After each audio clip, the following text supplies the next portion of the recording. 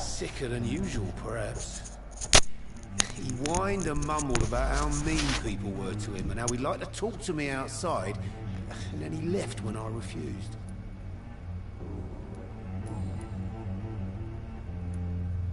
I need to find him. It's a matter of urgency. Do you know where he is? You could try his boat. It's up by the North Pier. He sleeps there when he's too drunk to get home. Please describe him to me. What do you expect? He's a tall, sick bastard with a bad rash and torn old clothes. William used to be strong. Now he's a mess. Thank you, Tom. If you see him, tell him I don't want him back here unless he cleans up his act, okay?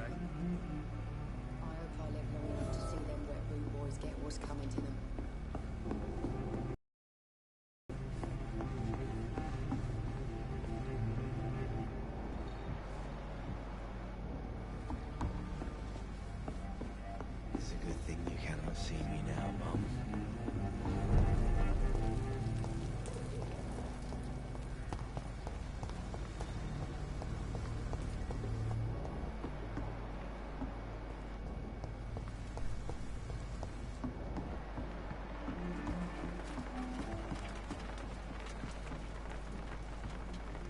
The body is still warm. This man has just been drained of blood. This man was armed. He tried to defend himself. This corpse has been dried of its blood, just like the previous victim. Blood and empty gin bottles. This bishop fellow is something of a heavy drinker. What's this? Some sort of note.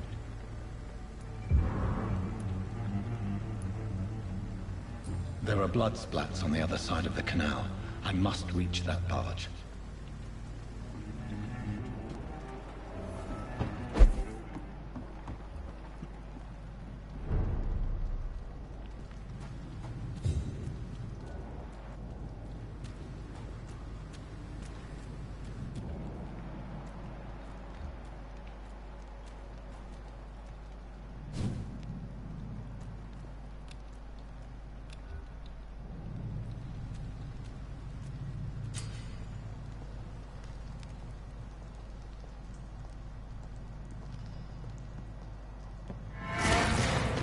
Over there!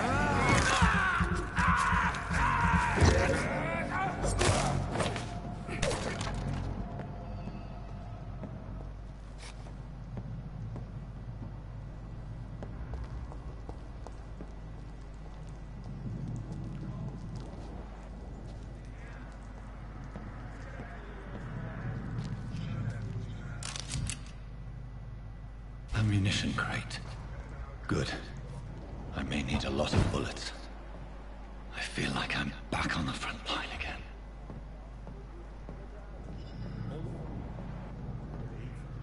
If the man says a bloodsucker's dug in here, you've but one job, and that's to find it. And find it fast.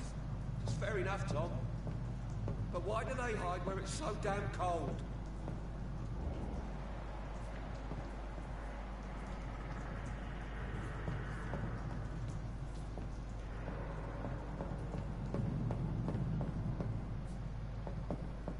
I cannot enter.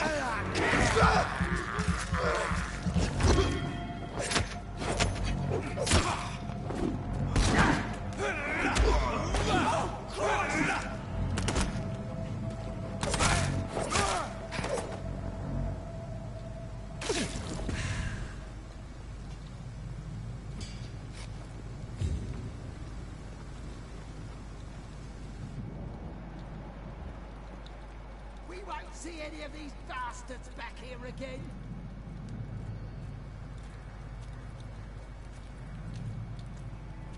Leech spotted! Watch out! Stupid beast! No!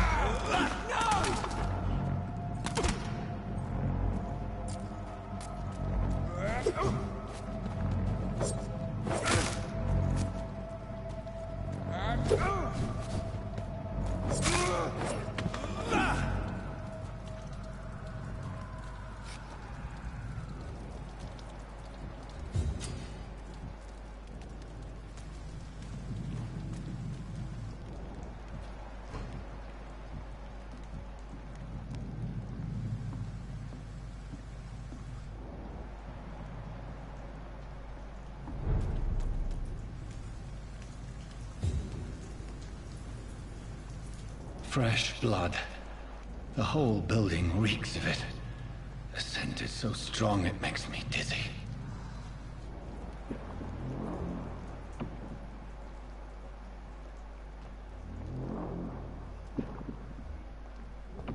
William, as one we shall overcome this.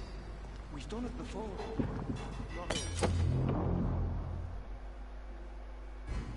I had a drink outside tonight already and it did not quench my thirst. I must have more. Not again. William, please stop. This place reeks of bloodshed. William, my arm. I can't feel it. This creature is bedeviled. I must put it down.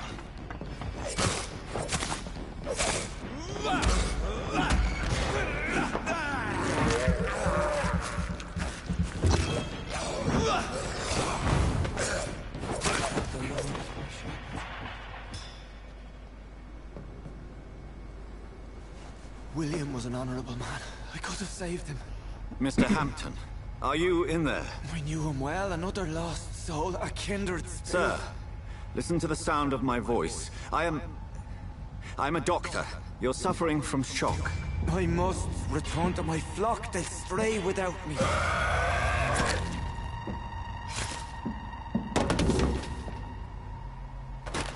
Remember, certain skulls are every bit as resistant as we are. Who are you? What do you mean by scowl? You truly are a newborn. I should have realized. Wait. You are the woman from the bar. Are you... like me? Can you help me? I believe, sir, I already have.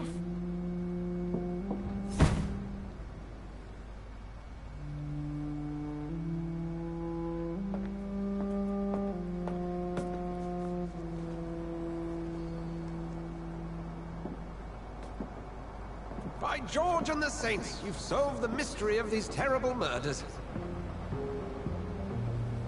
Patience, good fellows, I've come to offer help. Just give me a moment to secure my boat. We can leave this awful place. William was not the evil man they claimed. He was just taken by the thirst. He needed this drink. This man requires medical attention. We'll see he gets to the nearest hospital. No, please, I must tend to my fold. My flock needs me. There, sir.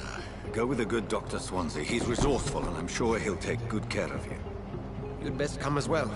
The sun is soon to rise, and you'll need a place to rest. I just need a moment. If I can learn something about what has happened to William, I'll be a step closer to understanding what happened to me.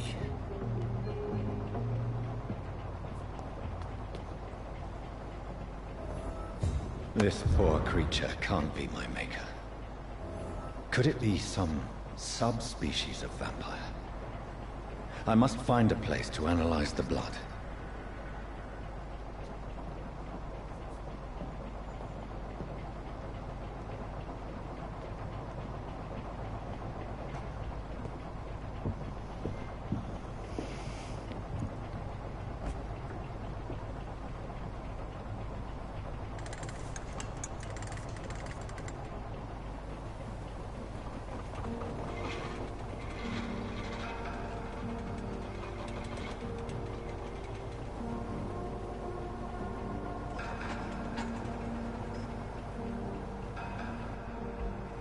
Where are we headed? We're on our way to the Pembroke Hospital. It's just across the canal. They'll have a bed for poor Mr. Hampton. William was... What manner of creature was he? Predator, prey, villain, and victim. Who can say?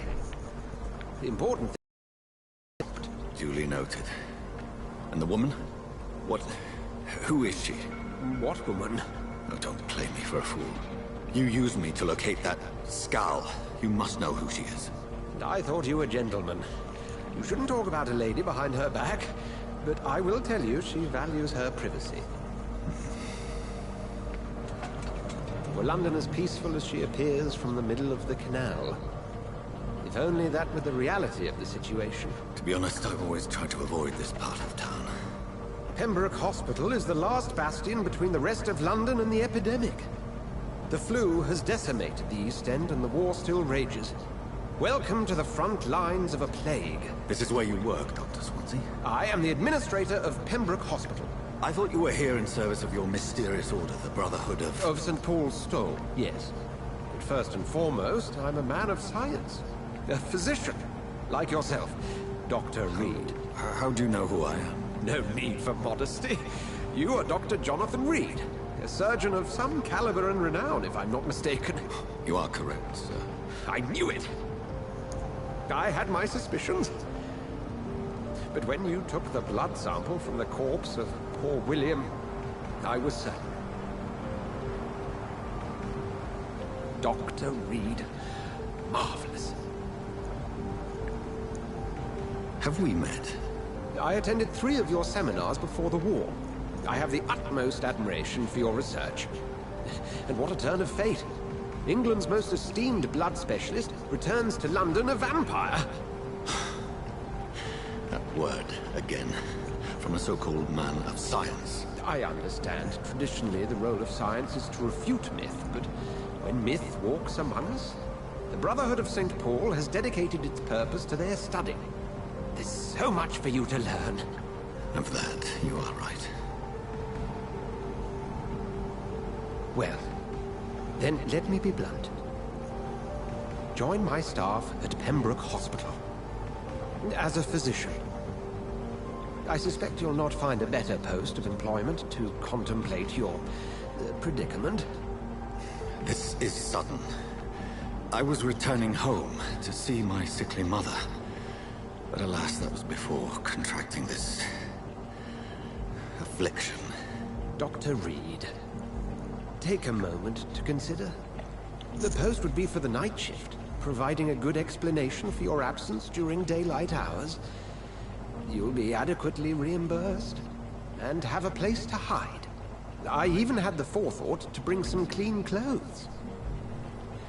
So, what do you say? It seems I have little choice, but yours is a generous offer, so I thank you. Brilliant! Oh, Jonathan, this is one for the book, and the beginning of a beautiful friendship.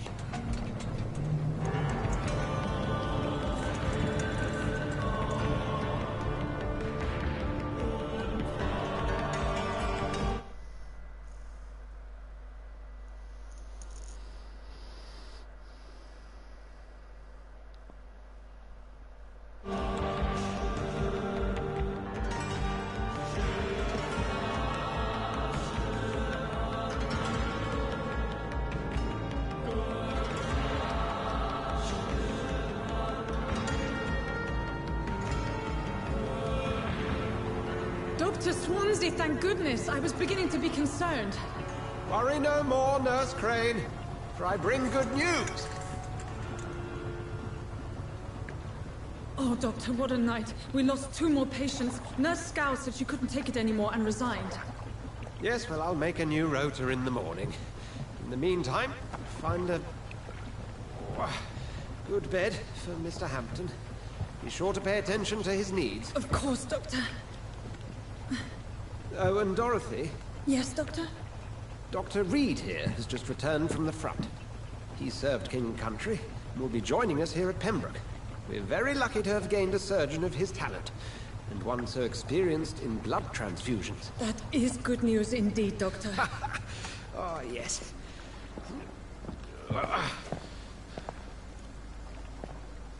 Here at Pembroke, it's not what we have, but what we haven't. It's only thanks to Nurse Crane and the staff that our ship doesn't sink. If you have any questions, just ask her. Duly noted. Thank you. Your assistance is required, Dr. Swansea, immediately. Welcome aboard, Jonathan. We'll catch up after my rounds. I'm coming, Nurse Crane. I'm coming.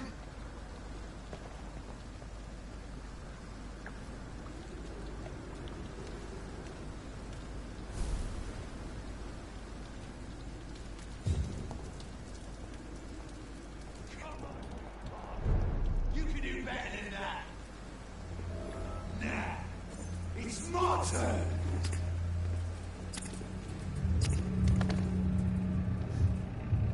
Rotten or pristine, each heart contains the seed of life. Drink at this river, try it all.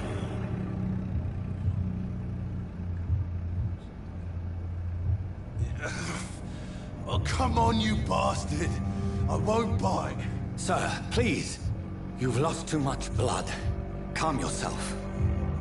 You think I didn't notice? Stop your staring and get me to an hospital, you arse. Insulting a good Samaritan. Not exactly the way to get rescued. All right, sorry. I am in pain here. My guts are spilling out onto the street and you're yabbering on. Yes. That's a very nasty wound you've got there. Take my word, I am a doctor. Dr. Jonathan Reed. Name's Clay Cox. I'd appreciate you helping me to a better place, Doc. Follow me, Mr. Cox. Let me assist you to that better place.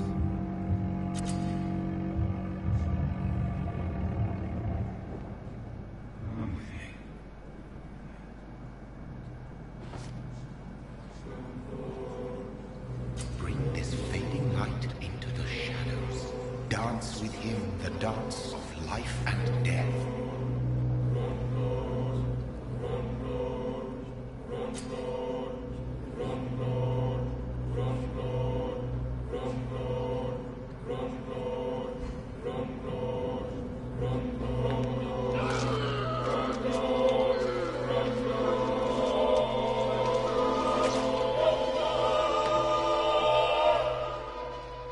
In the back, you bastard!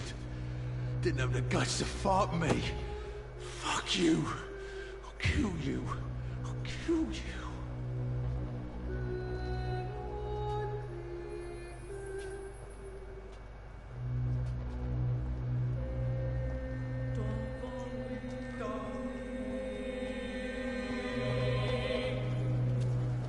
Shouldn't have been rude to me, mate. To taste a life, to embrace its most intimate secrets. Such a burden, such a divine sin.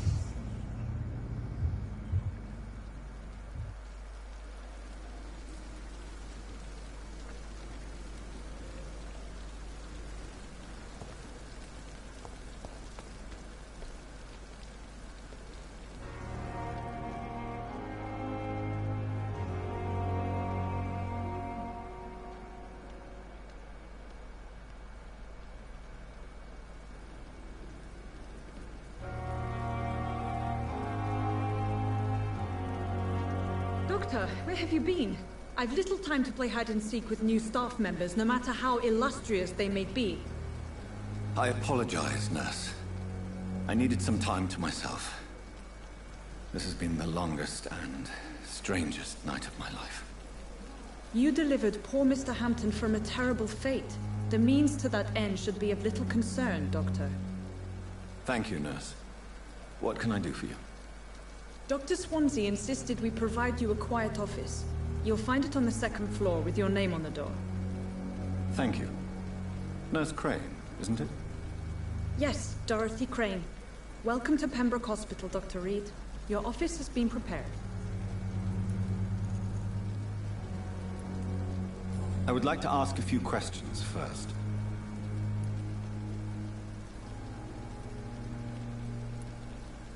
What kind of man is Dr. Swansea?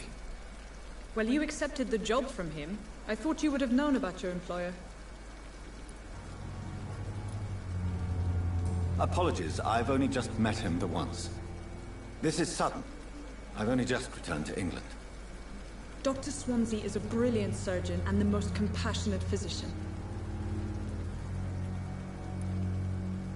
It's right to assume Dr. Swansea knows far more about me than I do about him. You'll get to know him soon enough, and better than me. The administrator has better things to do than mix with us.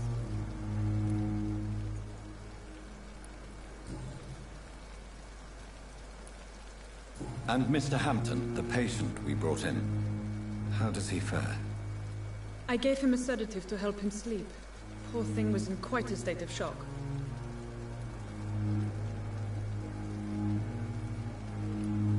If you could point me in the direction of my room again, nurse. Second floor of the hospital, left after the stairs. It's the last vacant office at the end of the corridor.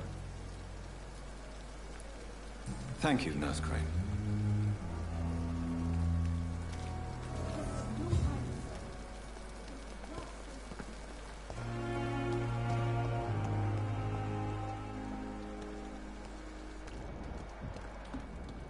Dr. Swansea is right.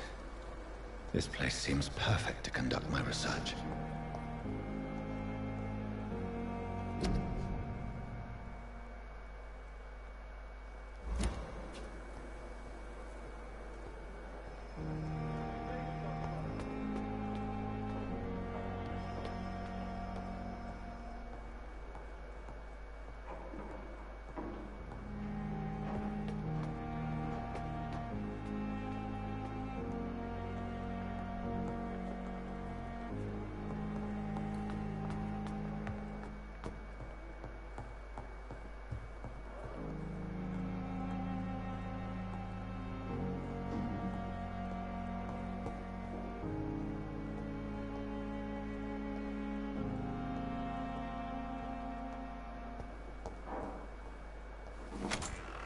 This must be the place. It's definitely away from prying eyes. Relegated to the shadows. A kingdom of my own. At least I won't be sleeping in a coffin.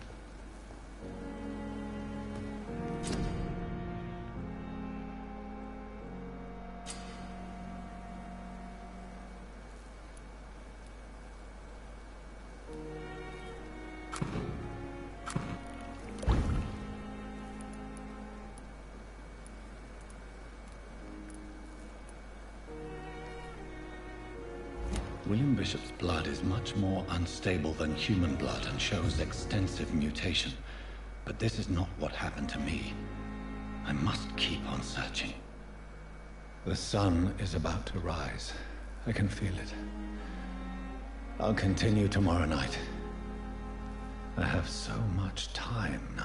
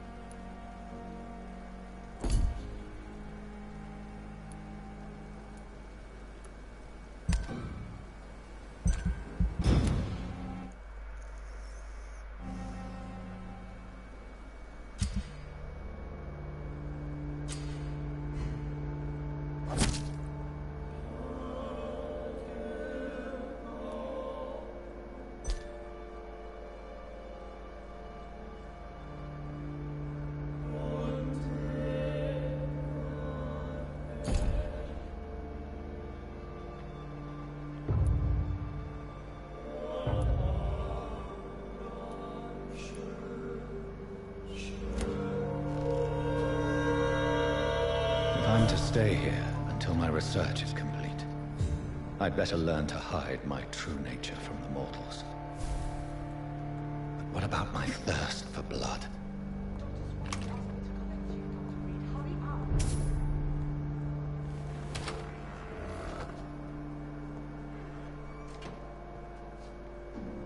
Yes, Nurse Crane? How can I help you? I'm so sorry. I know Dr. Swansea wanted you to rest, but we have somewhat of a crisis. A crisis, you say? Our supply of antiseptics is nearly depleted. I was hoping there was another box up here, but...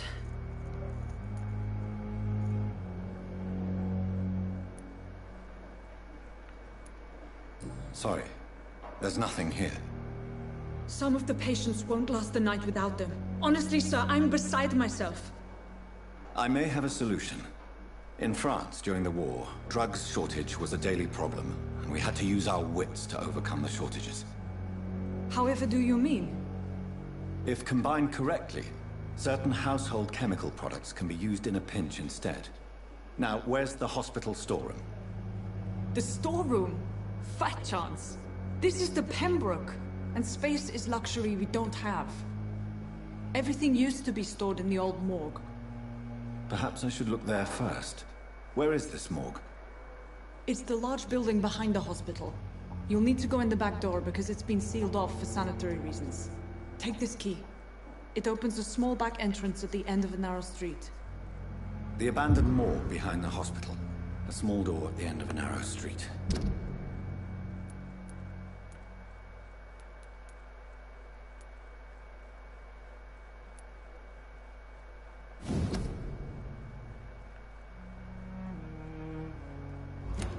On my way, then. Thank you, nurse.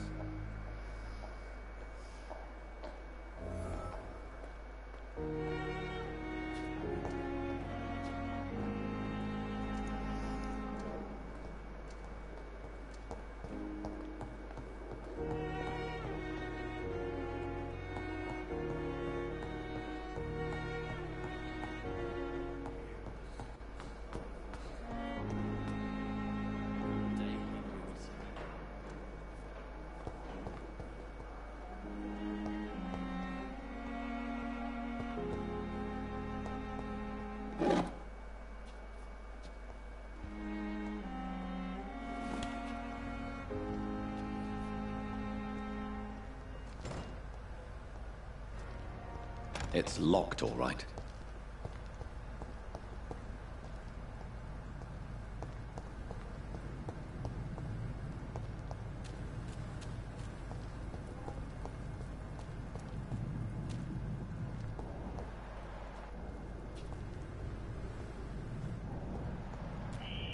Scowl voices in the garden. I should investigate. If they were to find somebody...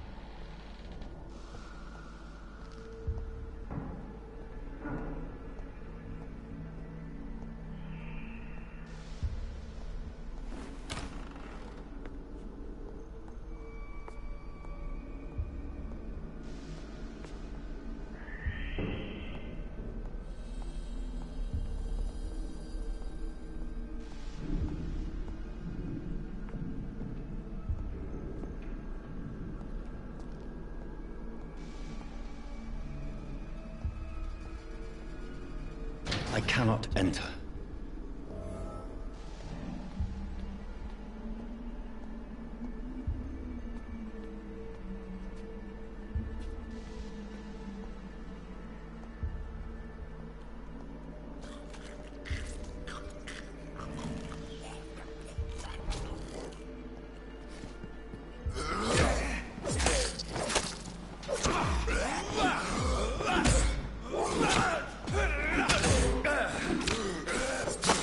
Behavior is similar to the infected William Bishop. Must be the same strain. This sickness moves faster than influenza.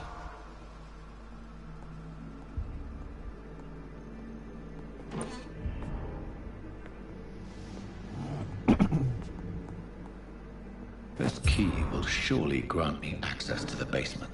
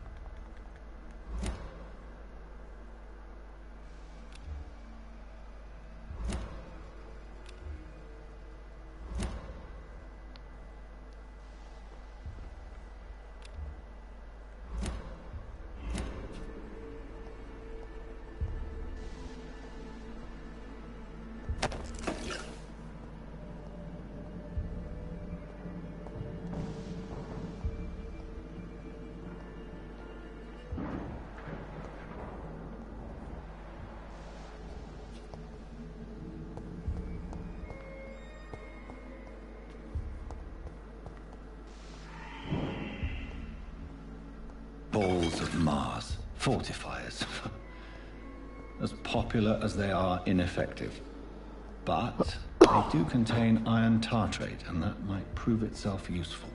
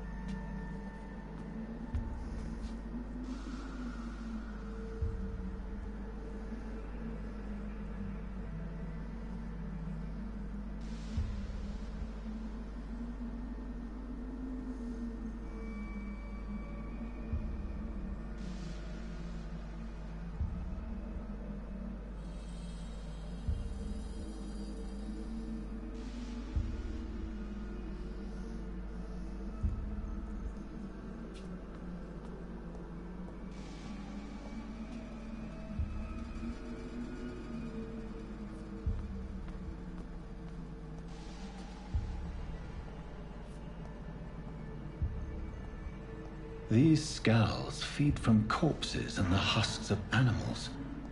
They're not after blood.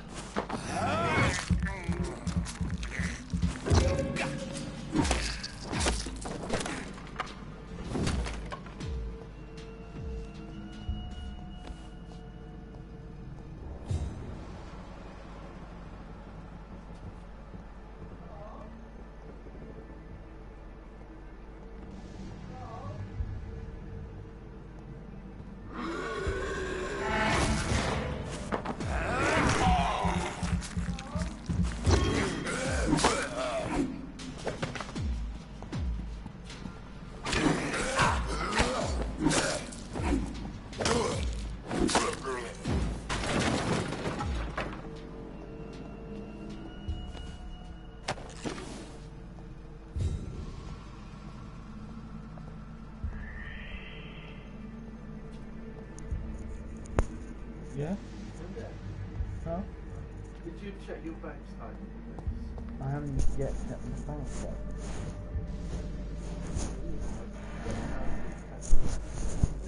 I've just had the email from Toyota. Bank statement, there are two things. Number one is if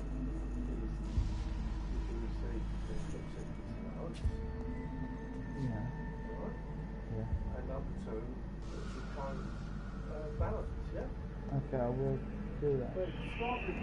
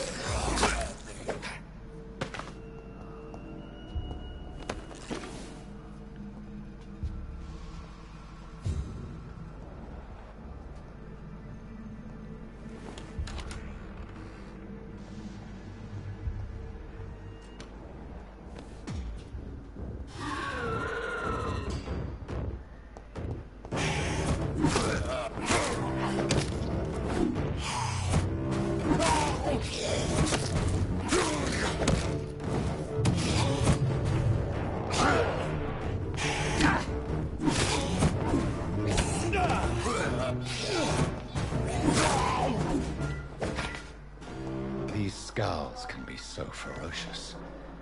I'm not sure I can defeat them without becoming stronger. To drink blood is so tempting. Sodium hypochlorite. Dangerous to administer, but efficient in the proper dosage.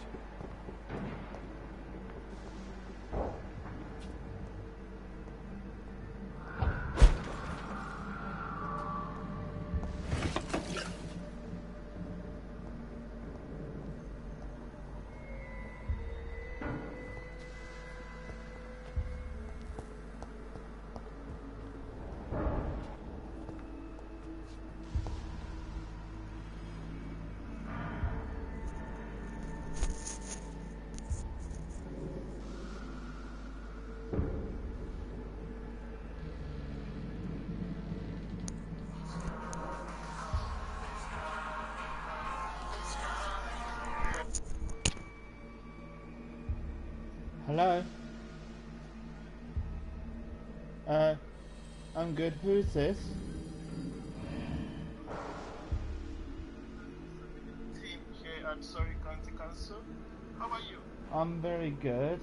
How can I help? Speaking with Carl. Yes, you are. Okay. Are you at home? Yeah, I'm at home, yeah. Okay. Is your mom there? Let me just get her for you. Hang on. The chap needs to speak to my mum. Okay.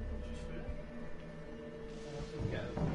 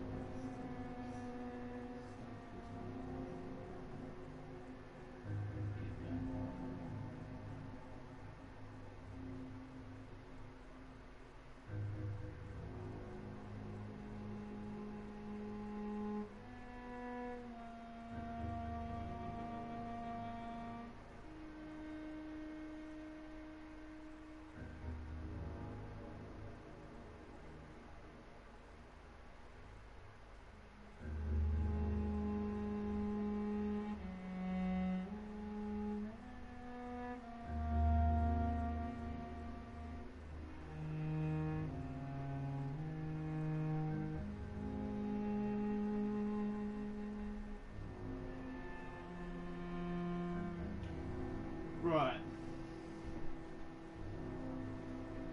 I'll tell you.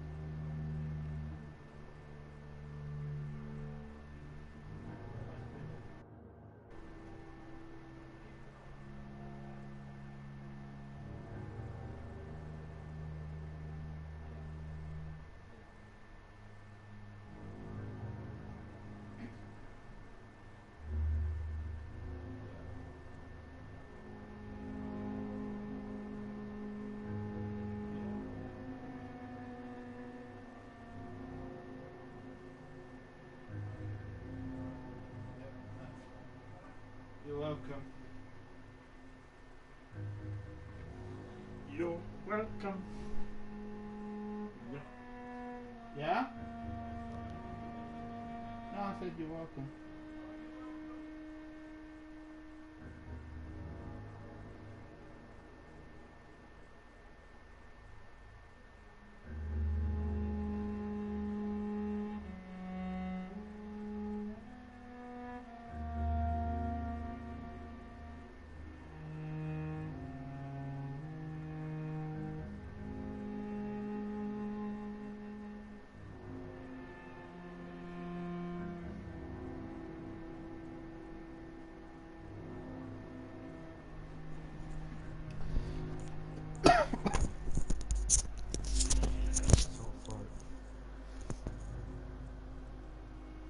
Right, let's continue.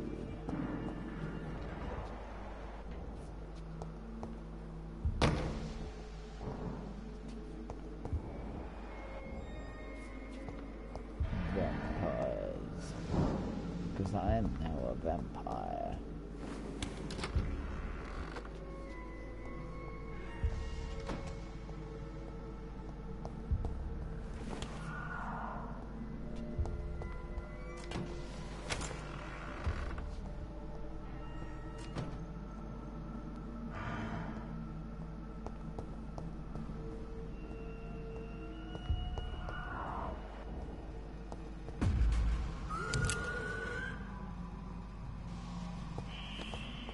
Who are you looking at? Piss off.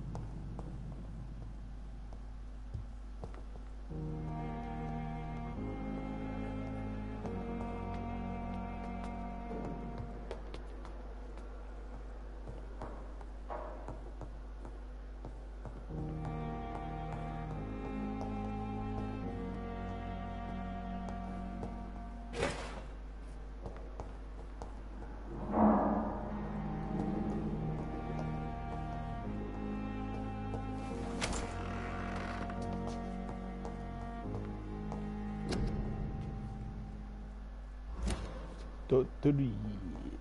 That's me.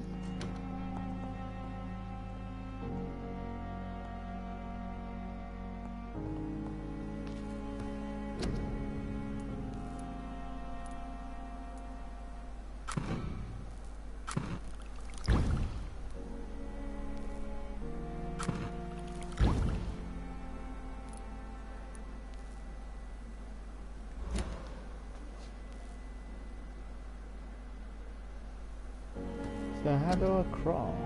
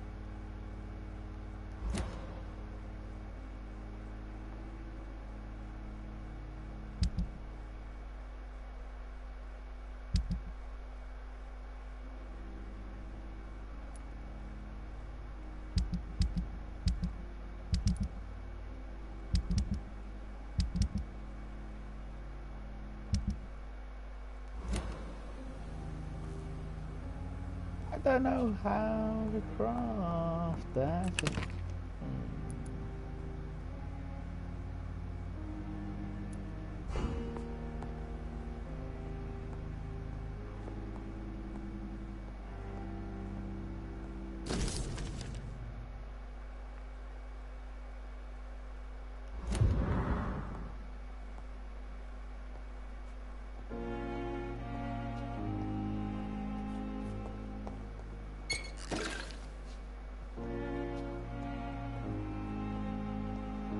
The flower's dying.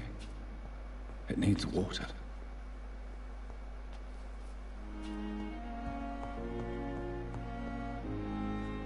Well, where's the watering can then?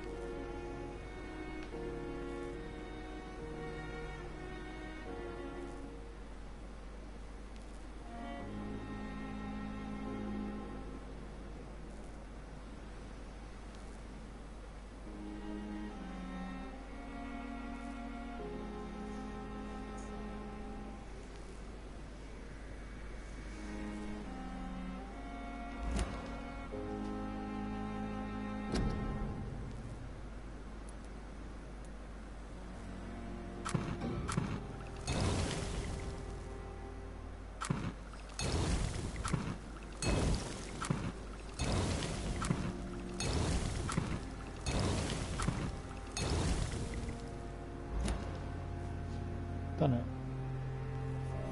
Done it. Just had to look it up. Brain.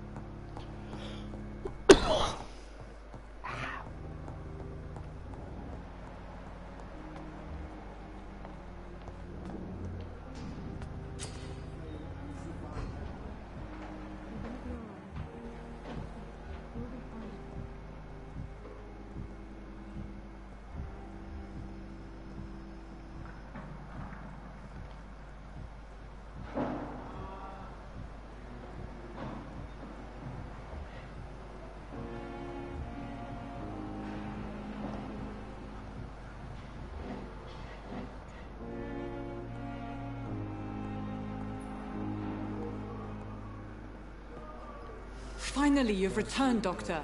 Did you find anything of value? Yes, nurse. You've worked your first miracle, Doctor. Now, this patient here needs immediate treatment. Duty calls. When the storm has passed, I'll show you how to mix the remedy yourself with the same basic ingredients. Many thanks, Doctor. When you've finished, you ought to report to Dr. Swansea in his office. He's been looking for you. Seemed pressing.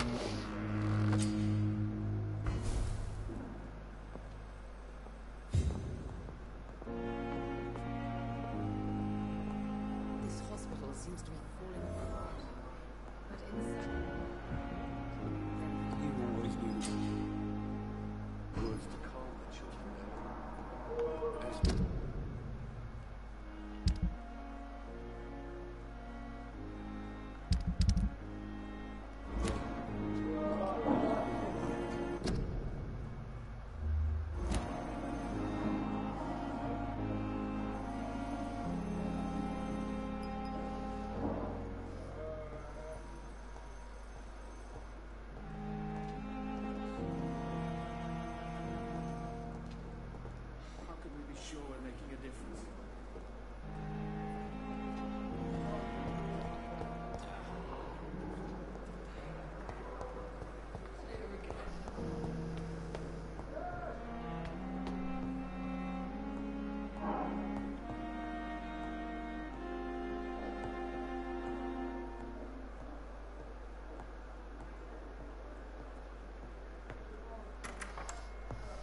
Please, Jonathan, come in. Fascinating, is it not? In the last decade, so many mysteries have been brought to light with our microscopes. The human body, biology's penultimate frontier. The more we explore its boundaries, the less we're able to trace a clear line between life and death. You, my friend, have a foot in both countries. The view must be vertiginous. It's at least as vertiginous as chatting about vampires with you, I would say. This must be all so new to you. This area of town, the hospital, a brand new life. How stimulating it must be. I wish I could share your enthusiasm, Dr. Swansea, but my condition defies scientific categorization. Undead? Unalive? Immortality defies logic. I cannot express my thrill at this serendipitous turn of events. The world's most eminent specialist in blood transfusions, a vampire. One might say a gift from heaven.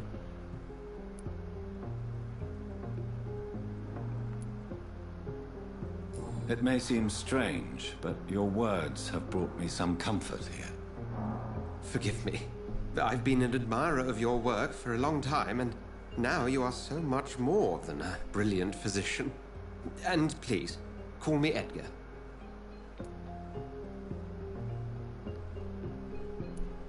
I'm not some doe-eyed student, Edgar. I understand we both have something to gain from this relationship. Very well. I have a task for you, Jonathan. Something that will require all your newfound skills. Please, go on. The Pembroke only survives through the generosity of our benefactors. Unfortunately, our main donor has found herself in a bit of a bind. Now, if you could help her out... A spokesman or politician is what you need. That's not my calling. And until I come to understand what has happened to me, I require discretion. Discretion is in order, Jonathan. Lady Ashbury has recently received rather indelicate correspondence that, if revealed, would jeopardize her position. And you would like me to eradicate this threat? By the stole, of course not. I would just like you to pay her a visit. Her ladyship is certainly near the tents outside, tending the sick. You can't miss her. Look for someone impossibly delicate. Accepted. I'll see what kind of trouble Lady Ashbury is in.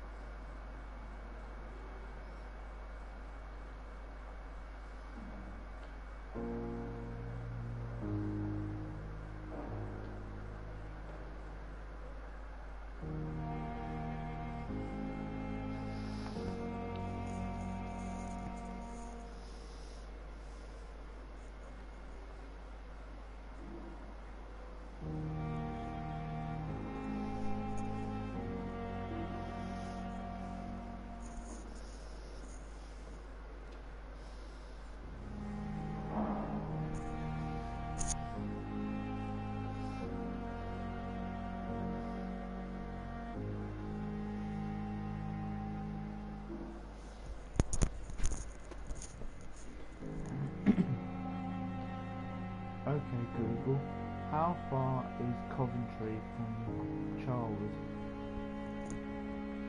The drive Charwood Copse is 78 miles away from Coventry by car.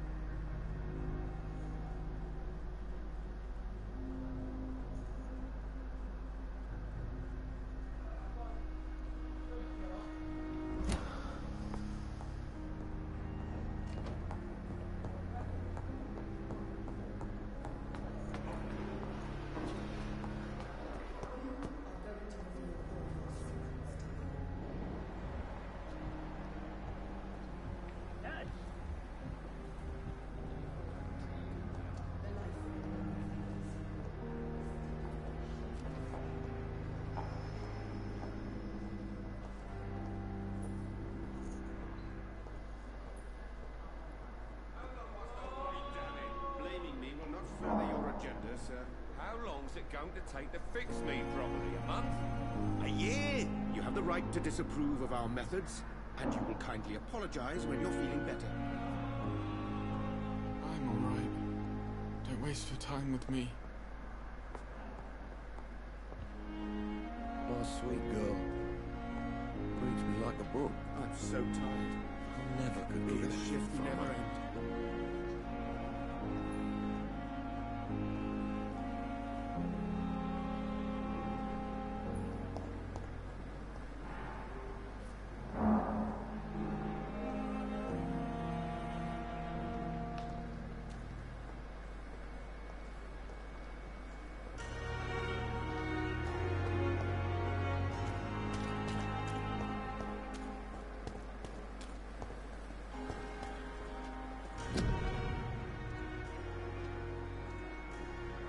Perhaps I should have considered the offer for a campaign further.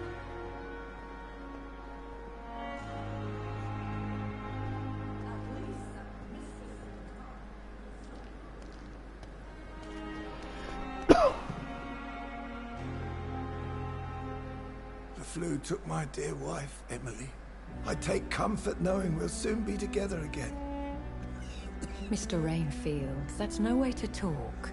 You're in good hands here, and we'll be up again soon enough.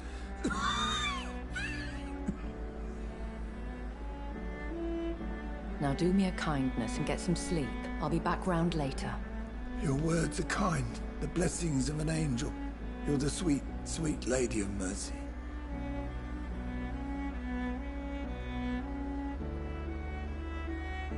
Good evening, Dr. Reed. It's a pleasure to see you again. You seem surprised. Dr. Swansea has brought me up to speed concerning your recent appointment to Pembroke Hospital. You're a vamp...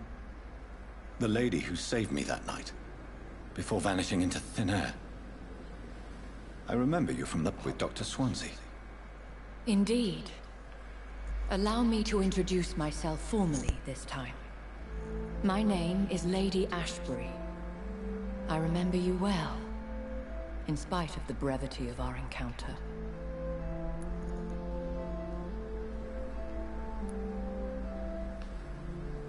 So it seems our Dr. Swansea does indeed have a fascination for creatures of our constitution. Dr. Swansea is a remarkable man. Dedicated, one might say, obstinate? He spent years compiling our bestiary. I hope you're more disposed to answer my questions now. You must have countless questions, but our rather urgent matter first. Swansea has explained. My cover, if you prefer, has been compromised.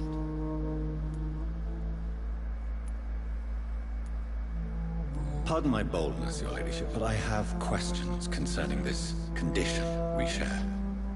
As a newborn, your hunger for answers is rivaled only by your thirst for blood. But the questions need wait. I'm a scientist. My trade is in the deciphering of mysteries, and I need information to feed my mind. I will gladly answer every question you have, but first, prove yourself capable of resolving my predicament without eating the culprit. Have any of the patients given you trouble? These poor souls have so little left to live for. I do my best to ease their pain.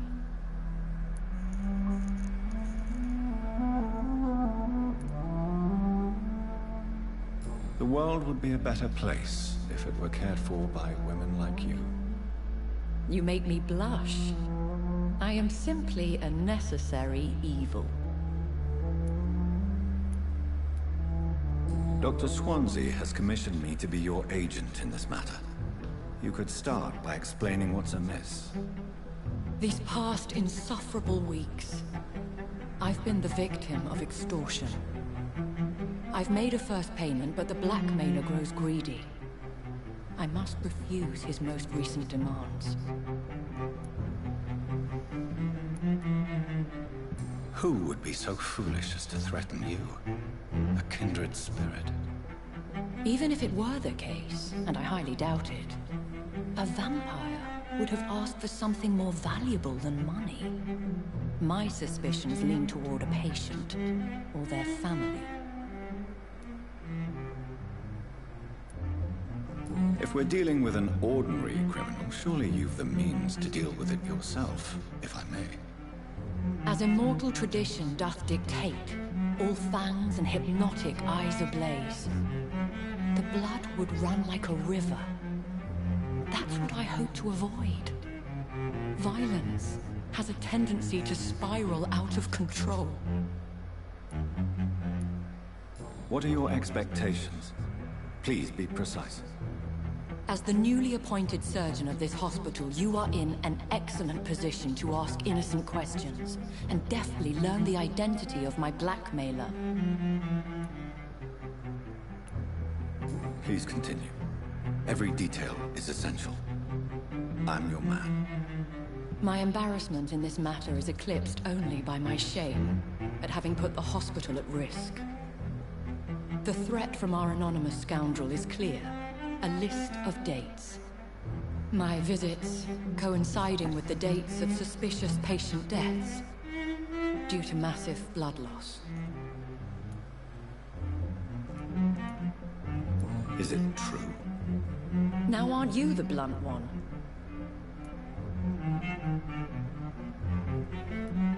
You are aware that I too know the thirst for the scarlet nectar. In all honesty, I'm not simply a patron to the hospital. My visits serve a dual purpose. Dr. Swansea has been treating my condition with a revolutionary technique of blood transfusion. It seems you are a specialist in the domain. I'll take care of it. Do you know where I should start? If that was the case, I'd settle the matter myself. You could talk to our local gossip, Harriet Jones. Not a pin drops here without her hearing about it. I'll meet that woman now. My life, as others know, is in your hands, Dr. Reed. I'm sure of your discretion, but I do fear your powers of persuasion will be put to the test. When this is resolved, I'll be your obligé. I'll answer all questions in regards of your condition.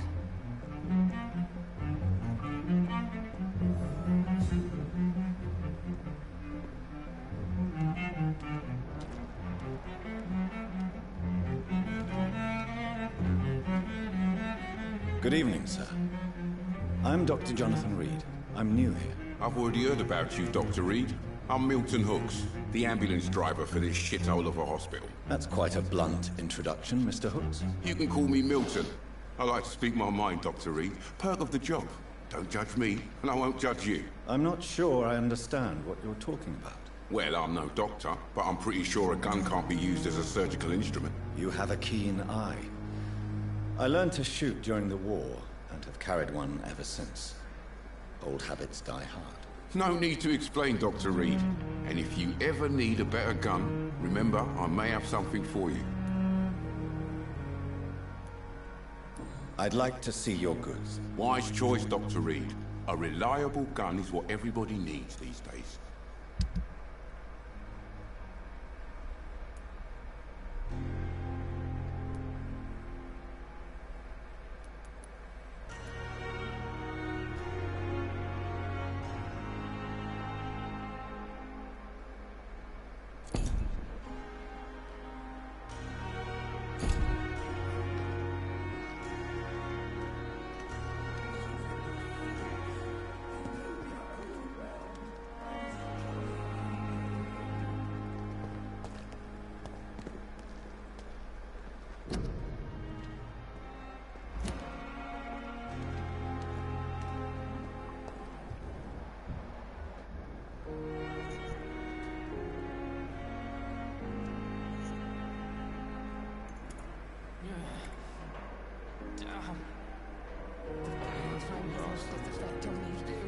But the suffering continues.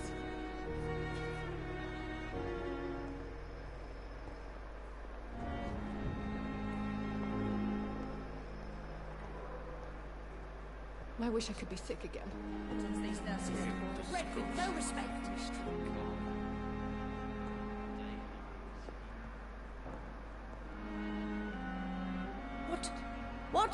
What is this? Who are you? Get out of my room. There's no need for alarm, madam. I'm Dr. Reed, the new surgeon. Preposterous. Dr. Reed, you say? I don't want some bumbling intern. Where's Dr. Swansea? Please, calm down, madam. I assure you that I am highly qualified. I'm just back from war duty. How brave. Threatening an old defenseless woman. You know how long I've been a patient here? You've picked the wrong fight. I'm Harriet Jones. Harriet Jones? Indeed. I've been meaning to have a chat with you. You know what goes on here better than any other patient, I gather. Oh, better than any patient, nurse or doctor.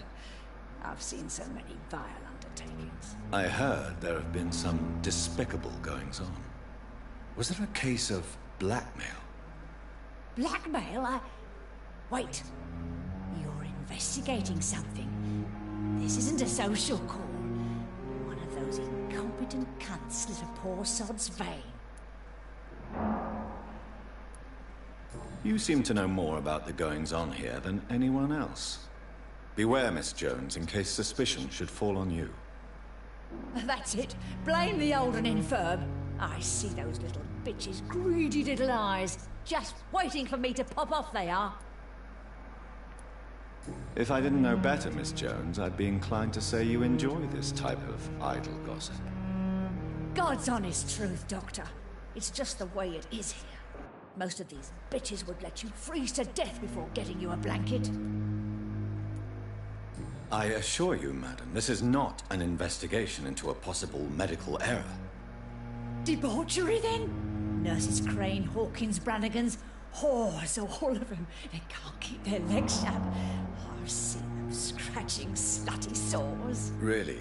Well, if you have irrefutable proof, I'll not have the staff behaving in such a manner here. This is your business, Doctor, not mine. But I swear one of the nurses is cavorting with some man on hospital hours. Thank you for your time, Miss Jones. You've given me something to go on. See you on the next round.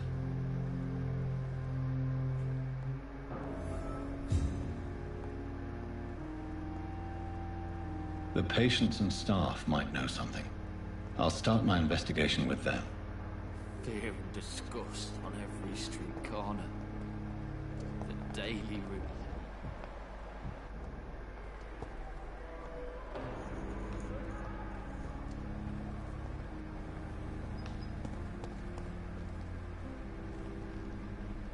Perhaps I should have considered the offer from that Cadogan fellow.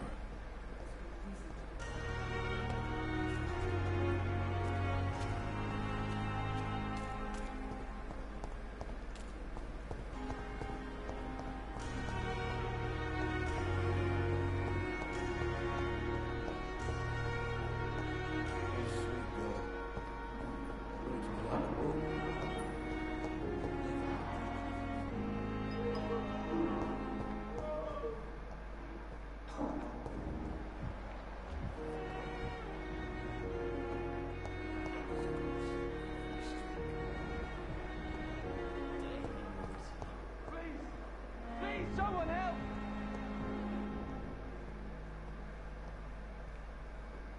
Good evening, nurse. Good evening, Doctor.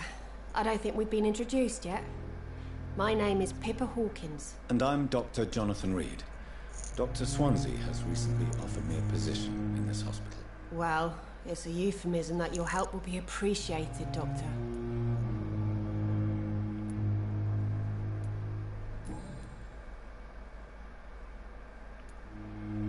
How would you describe the situation at the Pembroke Hospital? It's serious. The flu is wreaking havoc amongst the staff and patients. We are running out of everything. You must get a hold of yourself, nurse. Sorry, I'm exhausted. No one has any idea when this epidemic will be over. Nurse Hawkins, the Spanish flu won't last forever. Even the Black Plague didn't kill everyone. I wish I could believe you. But what if this epidemic was worse? What if in the end, nobody was spared?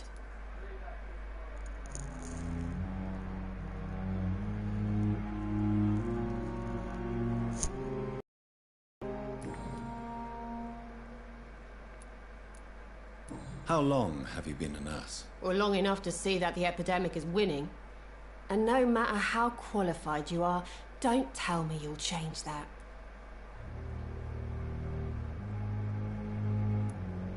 I don't like your attitude, Nurse Hawkins. Pessimism can be as lethal as the epidemic in times like these. Sorry, Doctor. I don't want to sound bitter, but I'm just too tired to give a pep talk like Nurse Brannigan. I will. Thank you.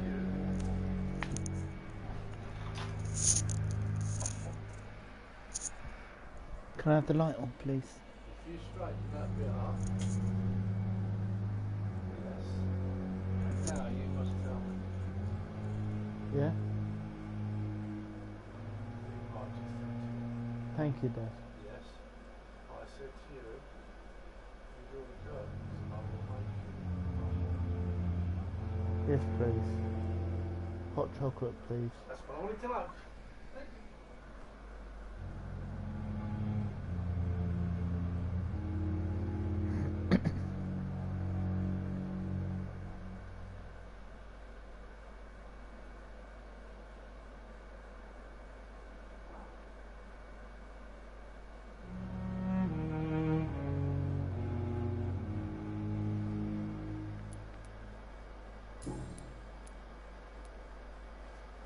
What can you tell me about the strange man visiting one of the nurses during her shift? Let me guess. You spoke with that old shrew, Harriet Jones. Do not pay attention to her, Doctor. She's full of fanciful tales.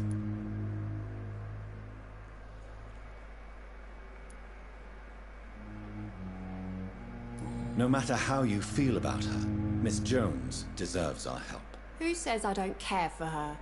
Hate is what keeps that old crone alive. She could have been telling the truth about the mysterious man. That old witch will end up in hell soon enough. Who cares if a nurse finds some happiness where she can? What can you tell me about the strange man visiting one of the nurses during her shift? Let me guess.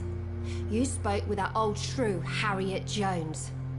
Do not pay attention to her, Doctor. She's full of fanciful tales.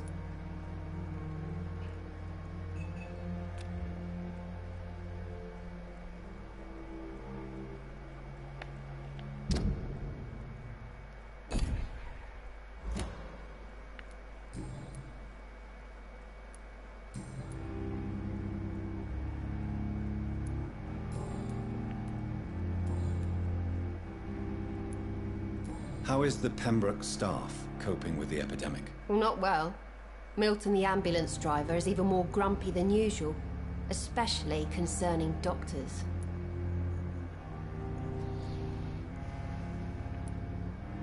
Why is Milton grumpy on a daily basis? Is it just an act? Milton's not the kind of man who's bothered about a bad reputation, whether he deserved it or not. Why does Milton dislike doctors? I don't know. Just ask him. But be warned, Milton is not the chatty type.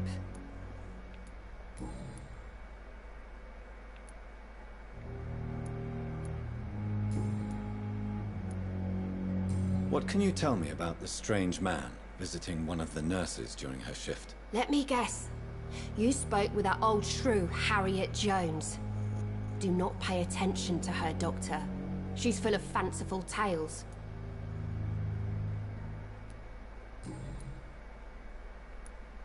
Goodbye, Nurse Hawkins. Thank you, Dad. Look at that light there. 300. Not working. Leave them. Oh, that one.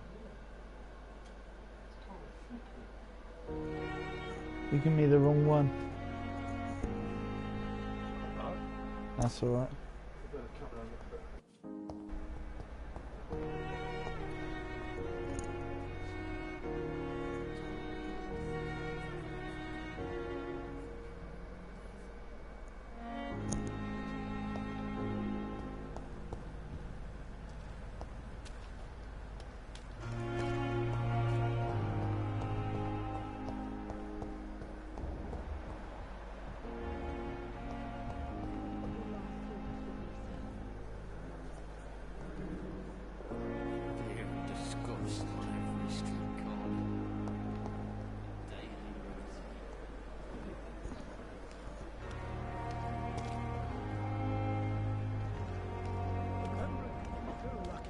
Dr. Reed, you know.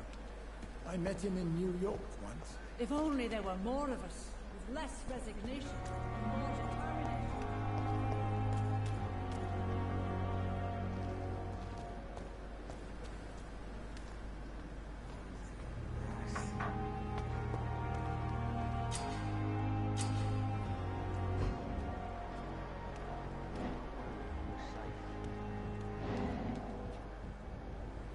You're sure you don't come back with me?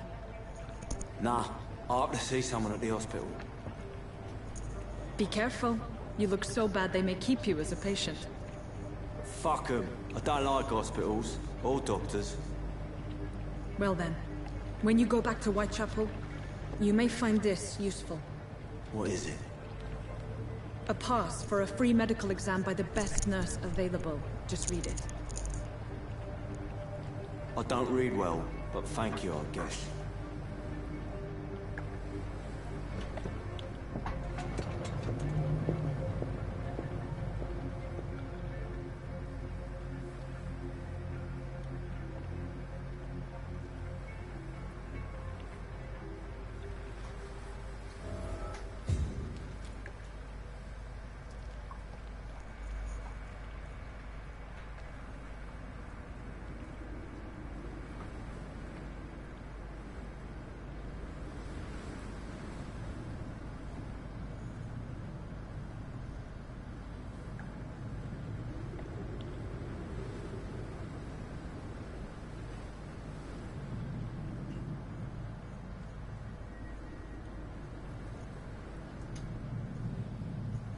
Much better.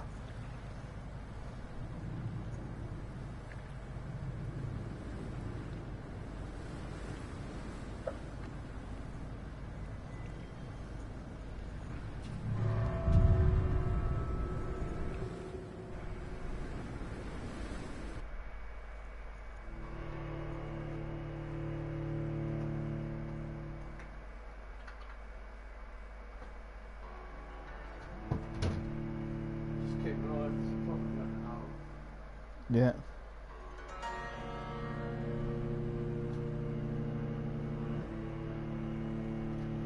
What's this one doing here? Christmas. Oh, that came from my car. Don't let your car.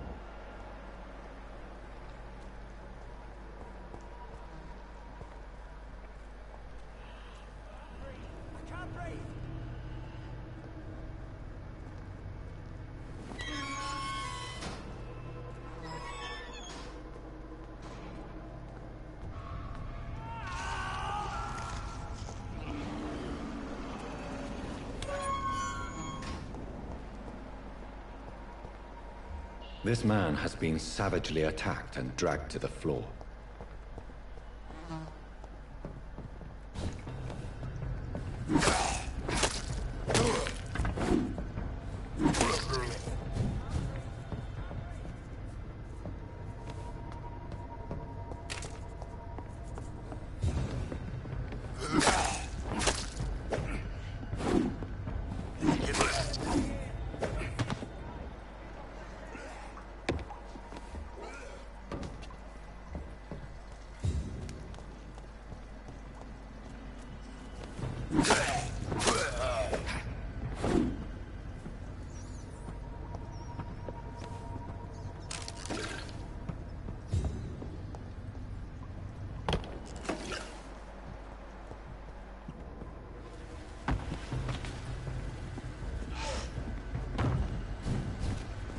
What sort of creature is this?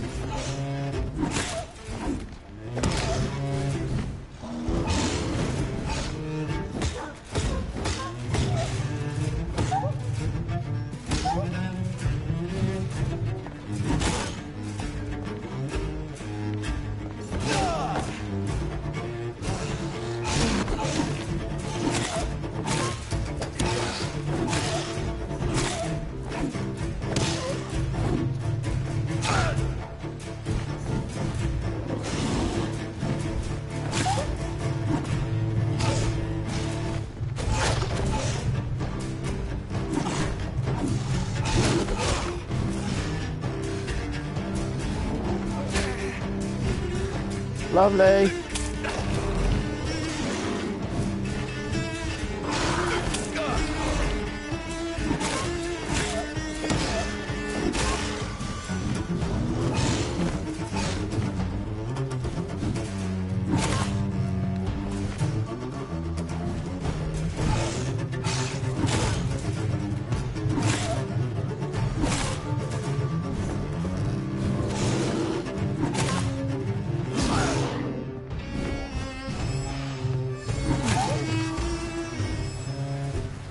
First time I've beaten them. Woohoo!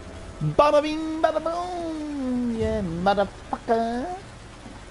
Lick my ass there, motherfucker. Okay. Lick my balls, you big weenie riding nigga motherfucker. Here's what's left of him. Not a lot to check, but I should anyway.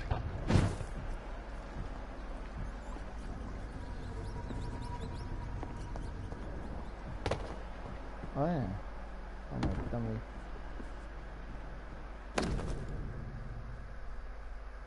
Some voucher for a free checkup in Whitechapel.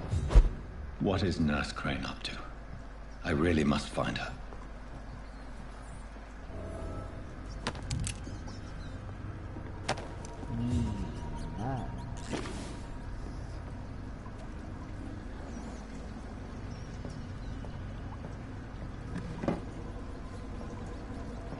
Normally that beats me, but today he was totally outmatched.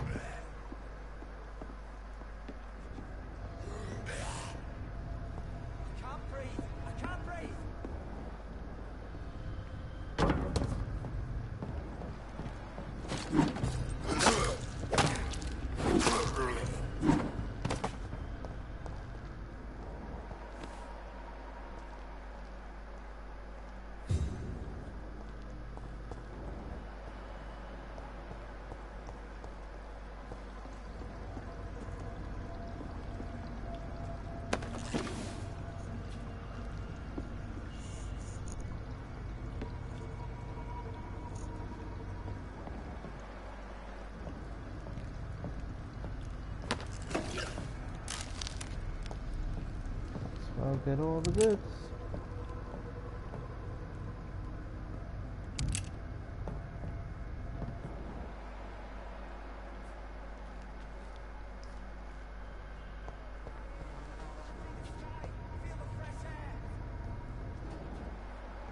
I can hear someone, but I don't know where he is.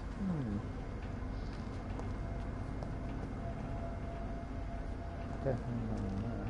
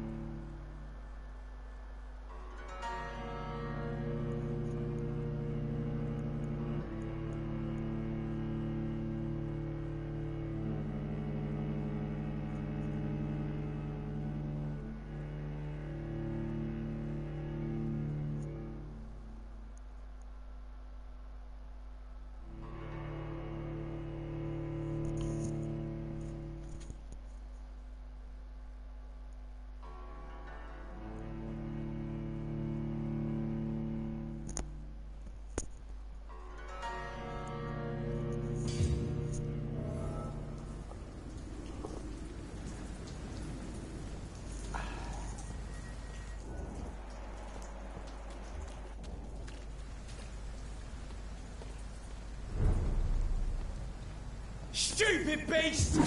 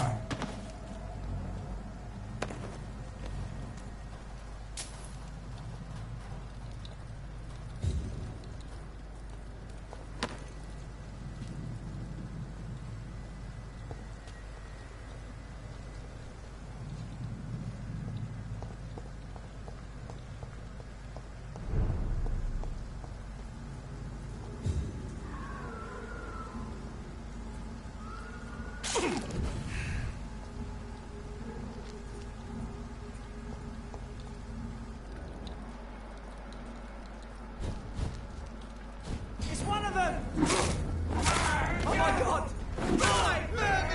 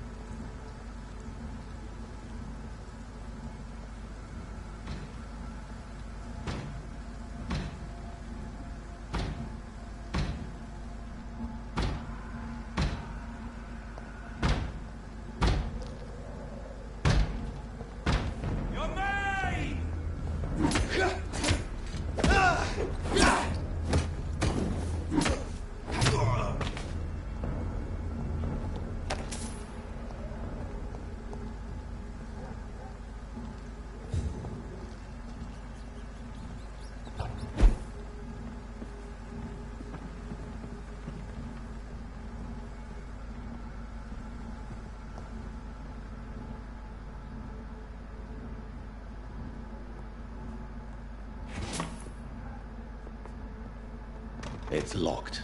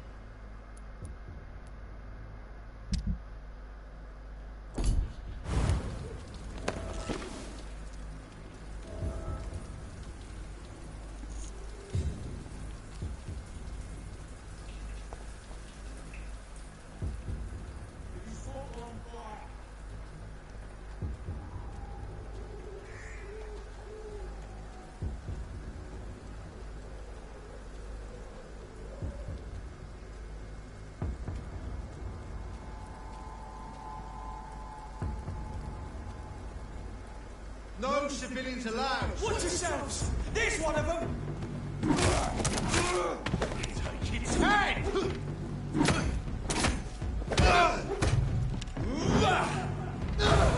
Filthy piece of shit!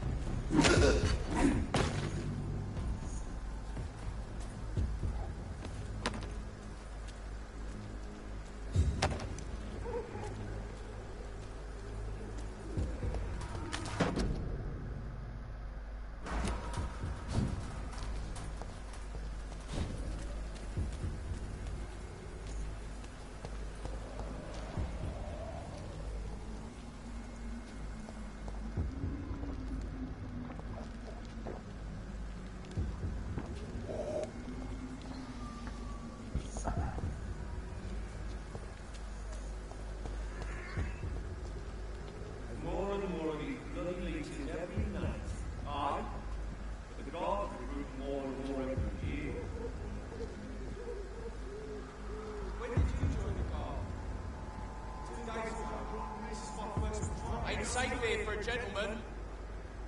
Oi! Didn't you hear me? It's a leech! Kill it! Die, vermin! We have to stop it! I'll put an end to you!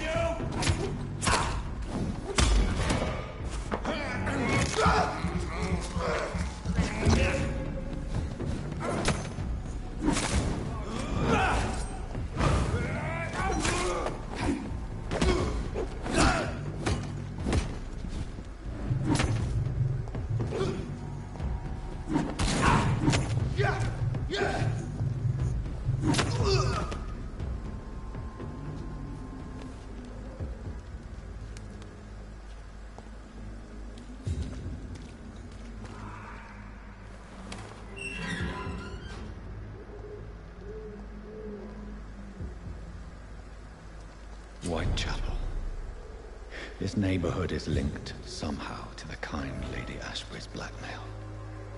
First, let's find this Petrescu fellow.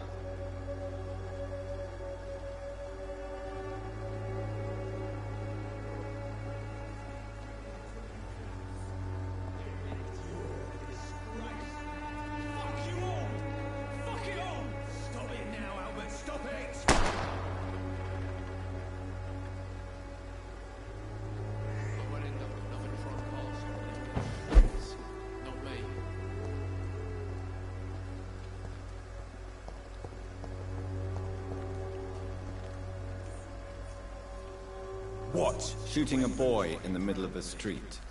Not the best thing to do, wouldn't you say? What? You saw what happened? Who are you? I'm Dr. Reed, and I'd like to ask you a few questions, if you promise me to set your gun aside. No. Look, I'm not a violent man. I'm Benjamin Palmer, doctor. And no one can help me. Not even you. I have found a very interesting letter. Your son planned to prove his worth to the gang by stealing your medicine. Oh, I see. So the little bugger thought he could use his dad to build a reputation. The gang's recruiter was dead when I found him. Perhaps you should take better care of your son. I love my Albert, sir. Believe me. It's just... well, I'm an arsehole, I suppose. Anyway, thanks for the letter. This is for your trouble.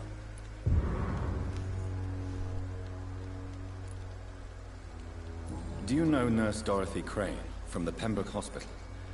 Have you heard anything? It's funny, I've been searching for her too. I need some pills. But the woman is a phantom, if you ask me. Really? And why is that? Word is she ain't real. She's a cover for some doctor who runs an illegal dispensary for migrants.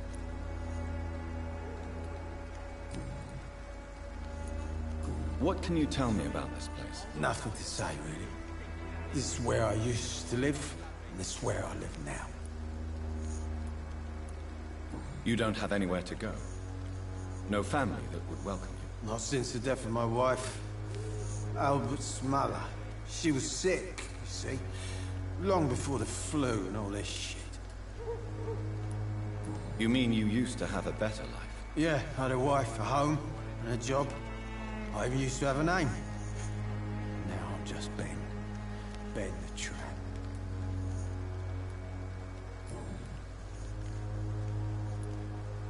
Perhaps you could focus for a moment and tell me your troubles. I'm sick, broke, and my son just stole my pills. Everything's coming up roses.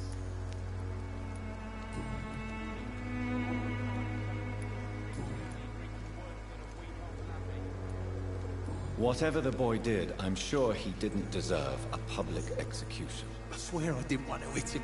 It's just that I'm sick in the head, you see, and the boy just failed me last nerve.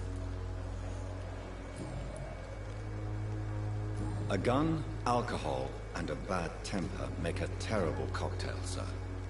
Goodbye for now. Boots will be proud of me.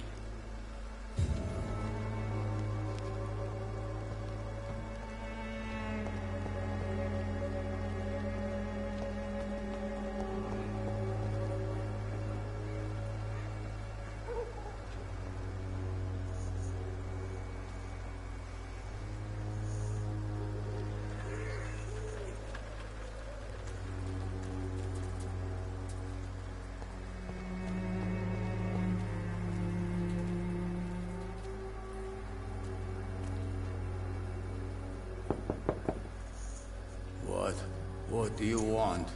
Leave me alone. Good evening, sir. I'm Dr. Reed. I'm looking for Nurse Dorothy Crane. There is no Dorothy Crane here. Now goodbye. I'm afraid this medical leaflet says the opposite, sir. Really? Well, I'm afraid I'm going to close this door right now. Go bother someone else, Mr. Doctor. To enter that house, I must discover who this man really is. Maybe I could start by observing what he's up to. I must insist, sir. Please let me see Nurse Crane. I have no time for you, sir.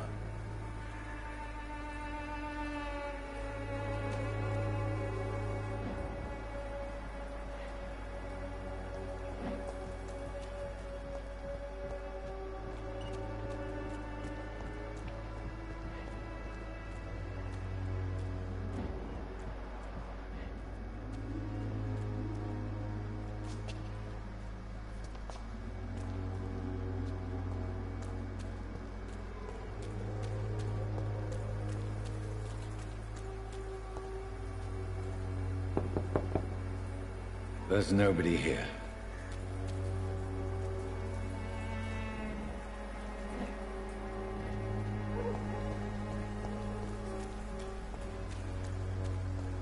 It's locked, all right.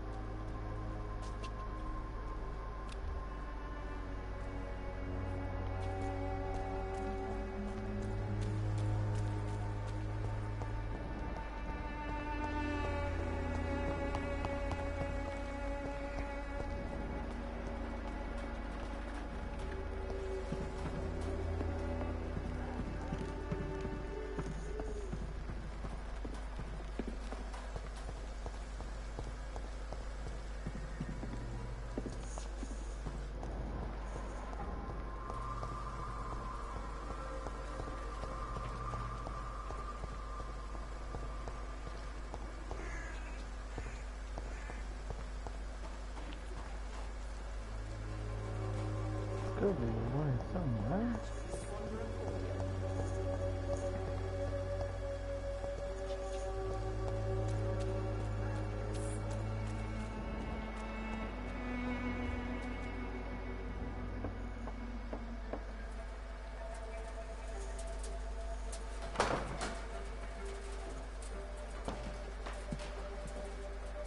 A strange man was at the door with a pass for our medical facility. I refused him entry. Darius, how could you know he didn't need our help? His clothes were too finely tailored to be for Whitechapel. Perhaps just a friend of that stray poet who is always about. Richard Nithercott? No, not of the same cloth, this man. I suspect some machination from that journalist. Clayton Darby. Is he still asking questions? Yes. I saw him drifting around St. Mary's Church. I swear he is tracking me, just downwind.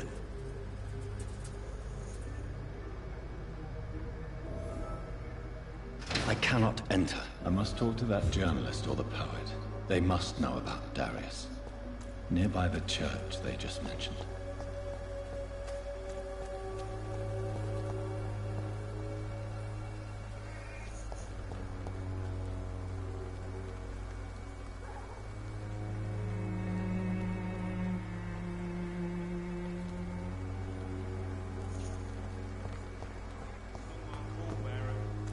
One way or another. Please, Joe. How long have we known each other? We even used to be neighbours, for Christ's sake. I prefer not to give you another beating, Barrett. Imprisoned by your daily routine. Unable to see the true horror around you. Forgive my interruption. Do not apologize, my son. Father Tobias Whitaker is always happy to teach mortals about the incoming Armageddon. I am Dr. Jonathan Reed, and I just have a few questions. A scientist? You are much more lost than I thought, my son. Do you know Nurse Dorothy Crane from the Pembroke Hospital? I'd like to know more about her. I don't like the liberal ideas of nurses, but I especially abhor that Nurse Crane you mentioned. So, you're not exactly a fan of Florence Nightingale's work. But nurses are essential for modern healthcare. Nuns should be the only women allowed to take care of male patients. It's obvious only they have the necessary moral fiber. Why do you hate Nurse Crane more than other nurses? Before coming to London, she was a member of the communist resistance in her country. That's what happens when you let a woman get involved in politics.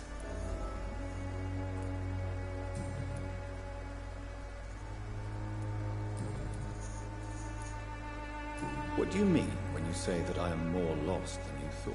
All scientists are entangled in a world of causes and consequences, and most of them can't see the plain truth. Quite a judgmental opinion, if you ask me. But what do I know? Blinded by science as I am. But you are seeking answers, aren't you? Answers about the Armageddon about to strike the city. Answers about the hidden truth. I am. But the answers I seek are based on facts, not superstition. What do you mean when you say that I am more lost than you thought? All scientists are entangled in a world of causes and consequences, and most of them can't see the plain truth. Quite a judgmental opinion, if you ask me. But what do I know? Blinded by science as I am. But you are seeking answers, aren't you? Answers about the Armageddon about to strike the city.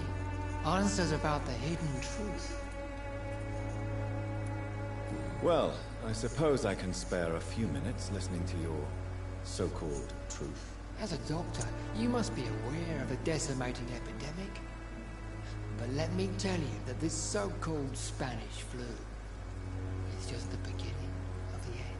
What do you mean? The beast is finally revealing itself, corrupting the flesh and the heart of men. With my own eyes I have seen them, those minions from the abyss.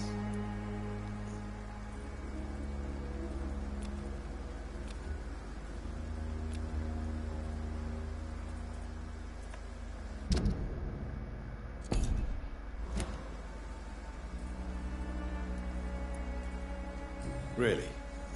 And what would be your answer to this biblical threat? We must fight the disease before this legion outnumbers us. But not with scalpels and microscopes. No. What is left then? Cleansing fire. Tell me, Tobias, what exactly is your plan concerning the cleansing of this city? God will recognize his own. More than once this city has risen from the ashes, hardened and purified by the flames.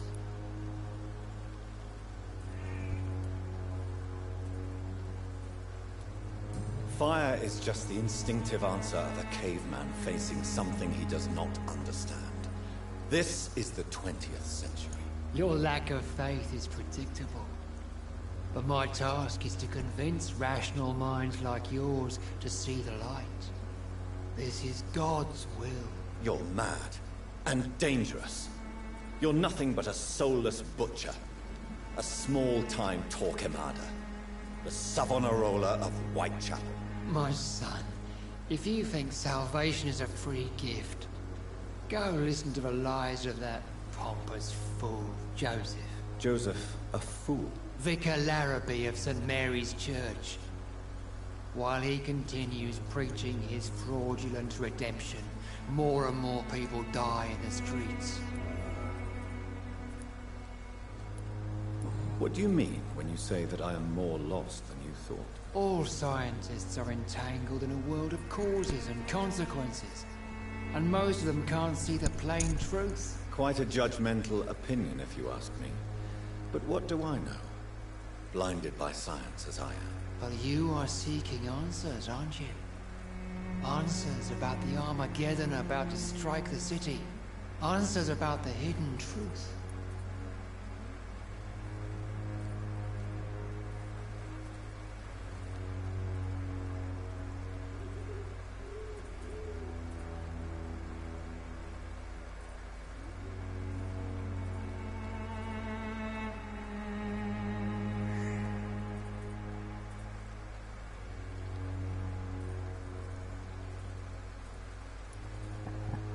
Well, I suppose I can spare a few minutes listening to your so-called truth. As a doctor, you must be aware of the decimating epidemic.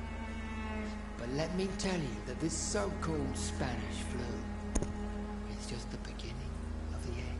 What do you mean? The beast is finally revealing itself, corrupting the flesh and the heart of men. With my own eyes I have seen them, those minions from the abyss.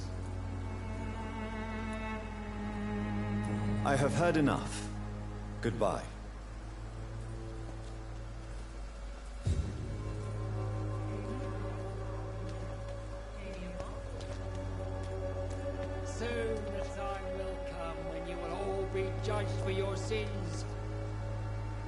Good evening, Mr. Whitaker. It's Father Whitaker, my son. So, are you still lost in your rational delusions? I have heard enough for tonight. Goodbye.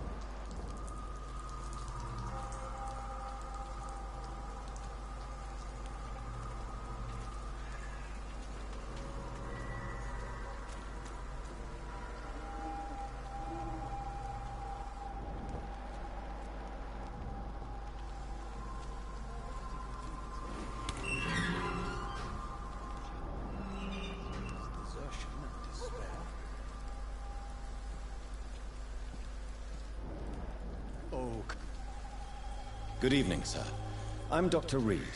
I would like to ask you a few questions. Please be my guest. Although I may not be the best informant regarding this part of town, my words speak about that which the eyes cannot see.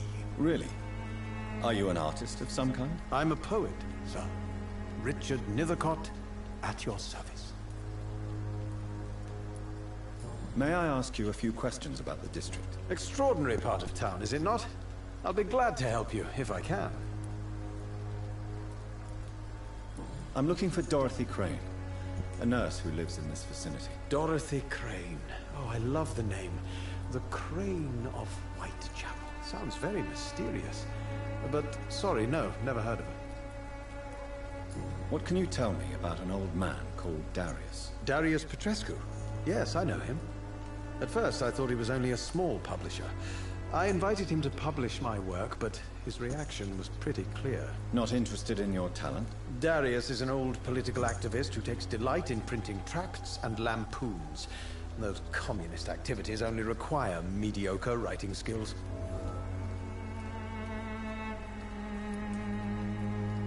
What can you tell me about an old man called Darius? Darius Petrescu? Yes, I know him. At first, I thought he was only a small publisher. I invited him to publish my work, but his reaction was pretty clear. Not interested in your talent? Darius is an old political activist who takes delight in printing tracts and lampoons. Those communist activities only require mediocre writing skills.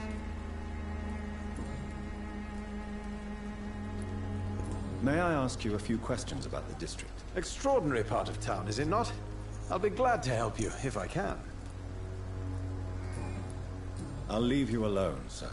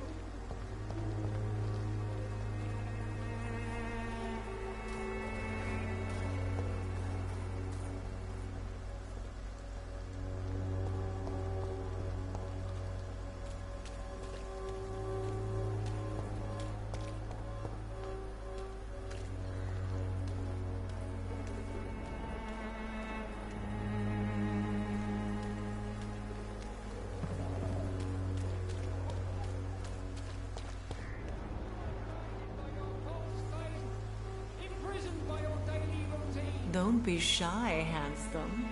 What can Christina do for you? I'm not looking for what you're selling. But I'd like to ask you a few questions, if I may. I'm a doctor. Dr. Reed. All right then, but be quick. Though I usually get paid when I open my mouth.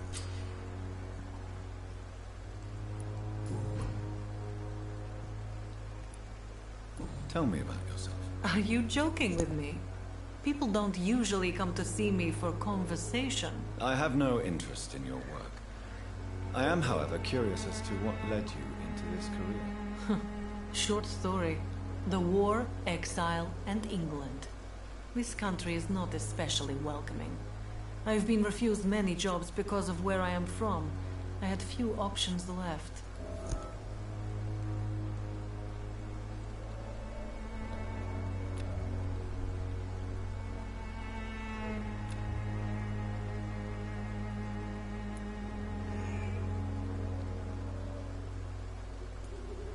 Many people must deal with poverty, but not all choose to sell their bodies. That was your decision. And when exactly was the last time you looked for a job? Or worried about the rent, or what or when you were going to eat? Tell me about yourself. Are you joking with me? People don't usually come to see me for conversation. I have no interest in your work. I am, however, curious as to what led you into this career. Short story. The war, exile, and England. This country is not especially welcoming. I've been refused many jobs because of where I am from. I had few options left. Many people must deal with poverty, but not all choose to sell their bodies. That was your decision. And when exactly was the last time you looked for a job? Or worried about the rent, or what or when you were going to eat? Tell me about yourself. Are you joking with me? I don't want to ask People that. don't usually come to see me for conversation. I have no interest in your work. I am, however, curious as to what led you into this career. Short story. The war, exile, and England. This country is not especially welcoming. I've been refused many jobs because of where I am from. I had few options left. Many people must deal with poverty, but not all choose to sell their bodies. That was your decision. And when exactly was the last time you looked for a job? Or worried about the rent, or what or when you were going to eat?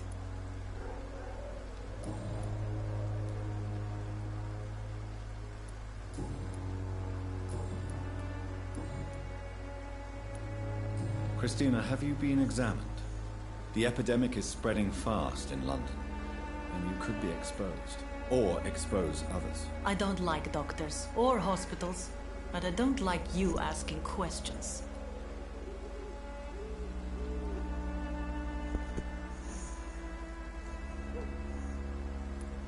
Considering your line of work, I assure you it is only a matter of time before you have health issues. If it is going to happen, it will happen. Right now, I need money. That's what's important.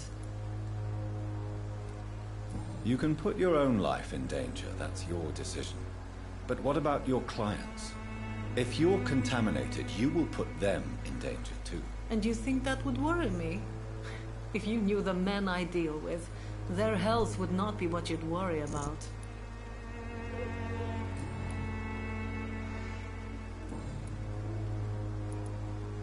Do you know Nurse Dorothy Crane from the Pembroke Hospital? Anything you can tell me about her would be helpful. I don't know her, but I know her name is Dorothea Crăciunescu. She came from Romania like me and many others. You seem to respect her. Dorothea helps the sick people of Whitechapel. Everyone should respect that. Goodbye, miss. Take care of yourself as best you can.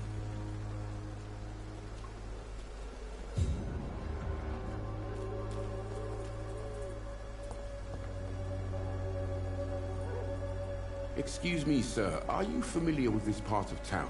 Name's Clayton Darby, reporter. Sorry, I'm new to Whitechapel. But perhaps you could help me since you're a journalist. My name is Jonathan Reed. Dr. Reed, the famous surgeon. I'll gladly help if I'm able, sir.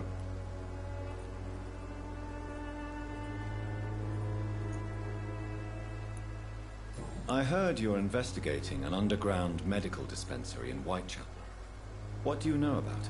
Not much, I'm afraid. They are wary of strangers, and I'm not really an acquaintance of theirs. Why do you care?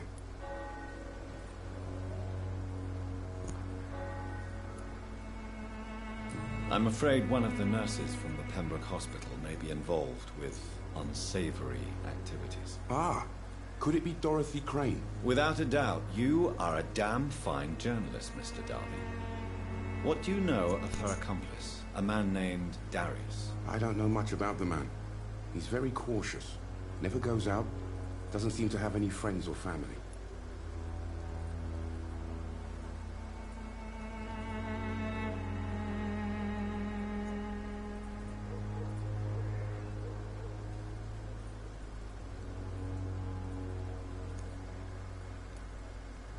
He never goes out? No. A few days ago, he unexpectedly did. I followed him, but it was just a ruse to keep me away from his house. Really? How do you know? He went to the nearest mailbox, but just before posting his letter, he ripped it up and threw it away.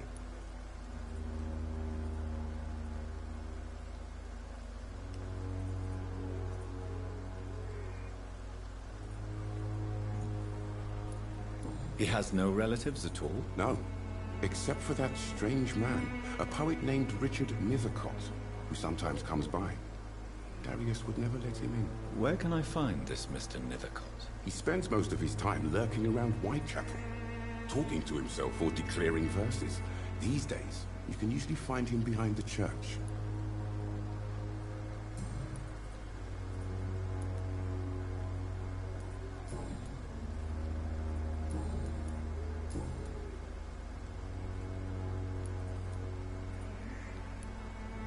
What is a journalist doing in this borough after sunset? He goes where none of his colleagues would dare to go, to inform the country.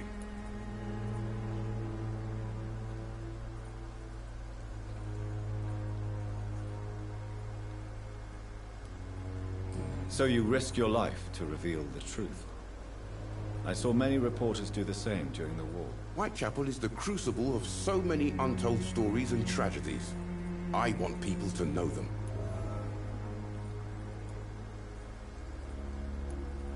So you risk your life to reveal the truth. I saw many reporters do the same during the war. Whitechapel is the crucible of so many untold stories and tragedies. I want people to know them.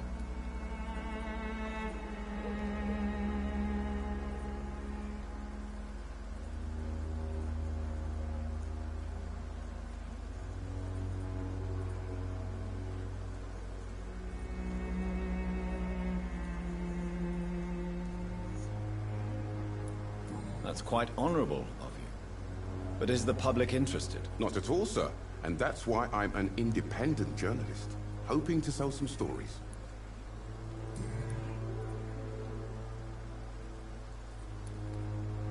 Why are the newspapers keeping silent about the Spanish influenza?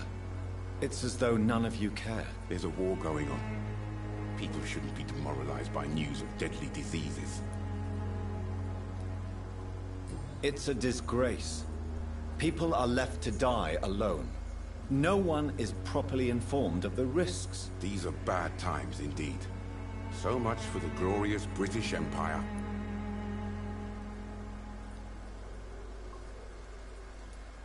Have you any idea of the danger you face in these streets at night? I've had to run and hide more than once from frenzied mobs incensed by the fever.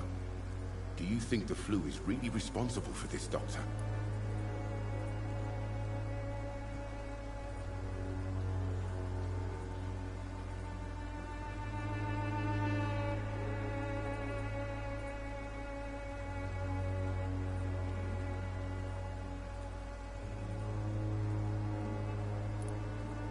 That science is unable to explain the facts doesn't mean there is no rational explanation. I confess, I share your point of view, Doctor. Have you any idea of the danger you face in these streets at night? I've had to run and hide more than once from frenzied mobs incensed by the fever. Do you think the flu is really responsible for this, Doctor? That science is unable to explain the facts doesn't mean there is no rational explanation. I confess, I share your point of view, Doctor.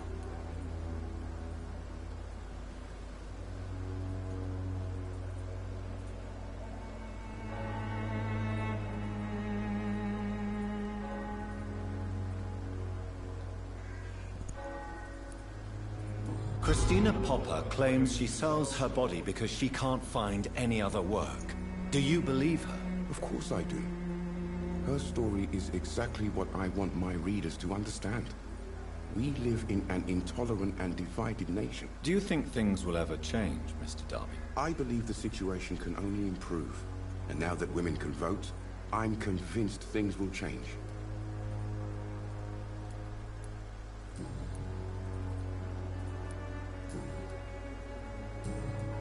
Goodbye, Mr. Darby. Farewell.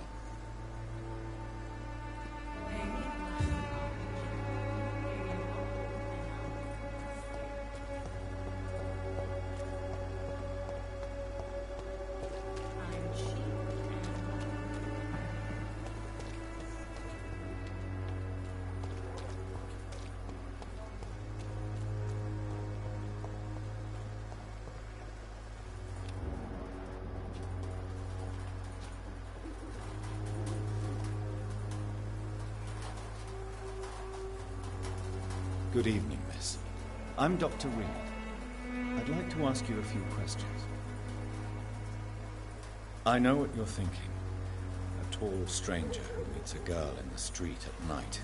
It reeks of the penny dreadfuls. But I mean you no harm, truly.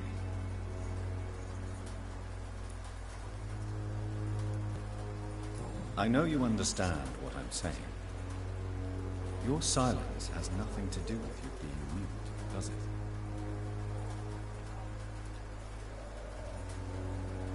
Very well. Goodbye then.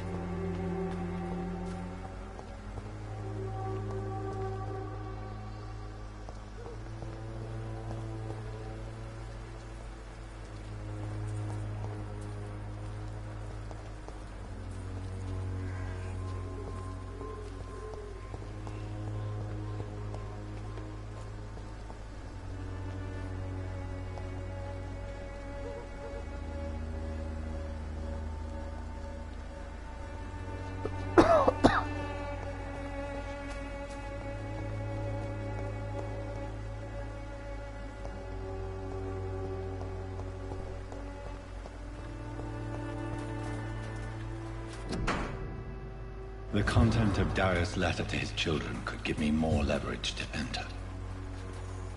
Darius is a bit less of a mystery now. It should not be that difficult to incite him to let me in.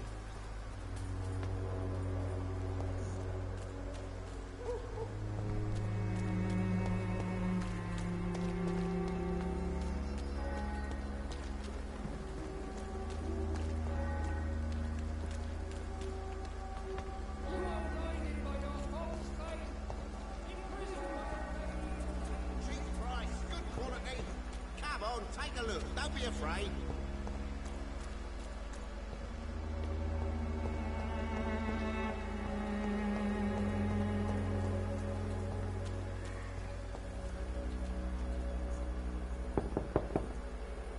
Mr. Petrescu, just 1 minute, please. You again. Go away. Sir, wait. Stop this nonsense. I know Nurse Crane is here. Shall we speak man to man, you and I? All right. Speak up. Don't you see we're on the same side? We fight to help the poor, sick, and abandoned. I'm nothing like you, Mr. Doctor. Yes, you are. You too believe in providing medical care without charge. You know what we have to sacrifice to make the world a better place. I have to admit your words have conviction. All right, I'll let you see, Dorothea. Don't make me regret this, though.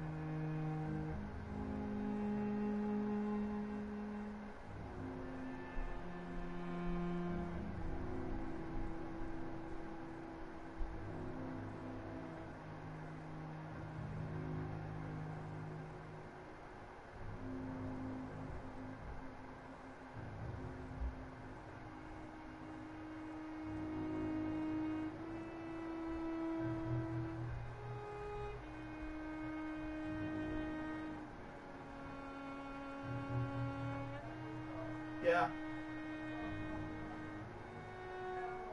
She's down here. Mom? Dad wants to see you.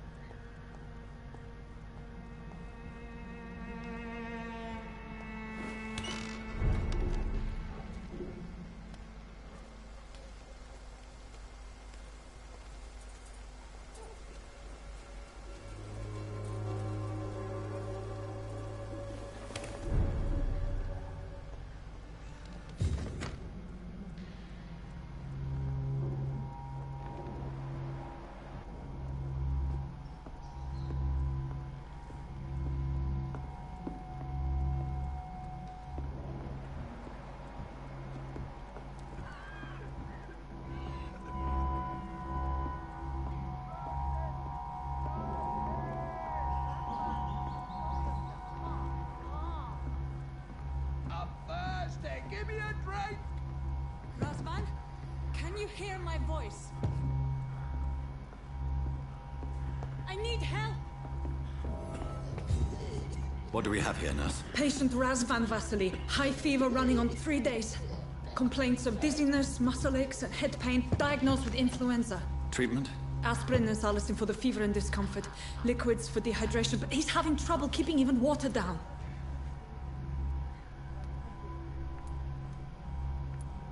Thank you, nurse. Anything else I should know? He did lose consciousness this morning, but he's never had convulsions like these. He's not convulsing, he's choking. He's not getting any air. Scalpel! Hand me that scalpel! What can I do, Doctor?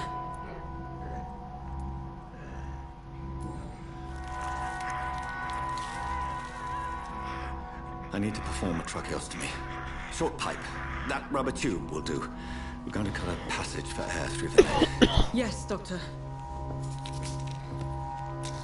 He's breathing again, but he's coughing up blood. Internal hemorrhaging. I need to make another incision into the chest cavity to drain the fluids from the lung. Prepare another tube. A thoracostomy? Doctor, we've nothing to fight the infection. We need an aseptic environment.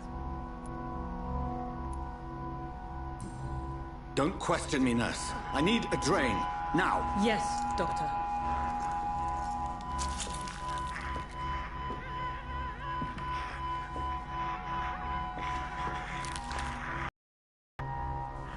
He's still bleeding, Doctor. I'm losing his pulse.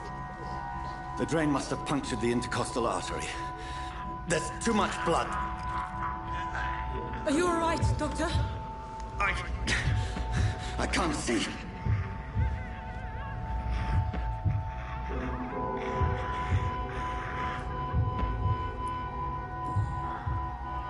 I must first suture the artery. Find the wound. The source of the blood. Needle and thread, Doctor. Good. The stitches are holding. How's he doing? We're losing him. We've lost his pulse. He's dying, Doctor.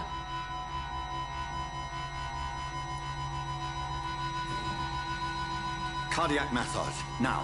Cardiac... What? Are you making this up as you go along?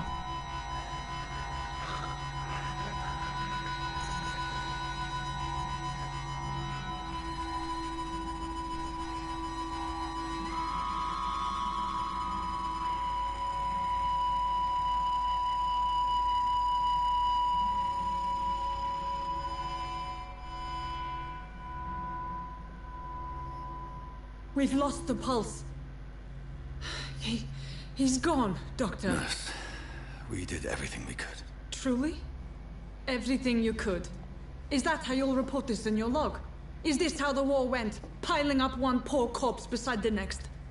This was not an influenza-induced seizure. I've never seen symptoms like these on the continent. Neither have I.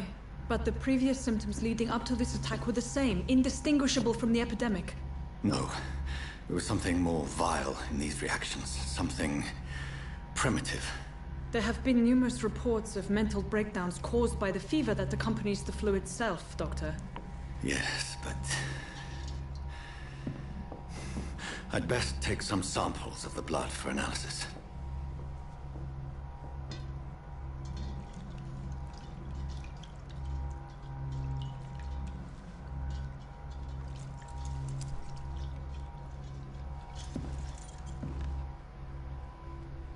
You're here to test my bedside manners.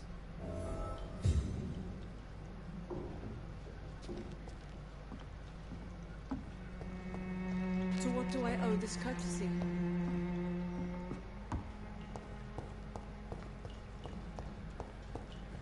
I suspect it was more than intuition alone that led you to us. So, how might I be of service, Dr. Reed?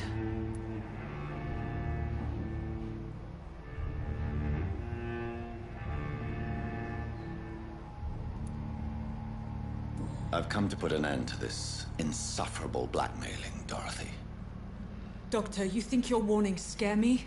I've stolen and plied, blackmailed and lied, but what else am I to do? I'm all these people have. You've convinced me of the sincerity of your actions and their noble justifications. But all the same, blackmail is a crime, and it will stop, Nurse Crane. So, are you going to turn me over to the authorities?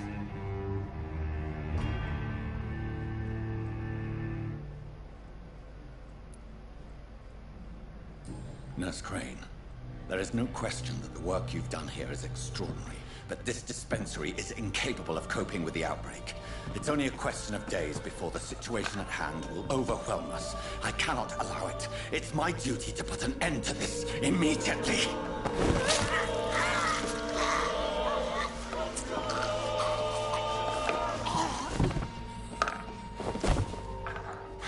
I'm not ashamed. I did what was right. For in the end, I saved lives and you took them. But we had so much in common, Doctor.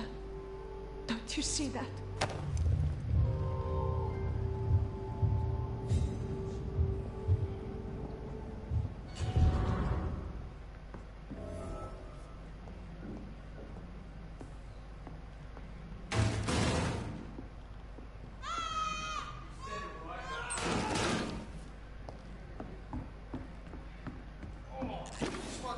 Already.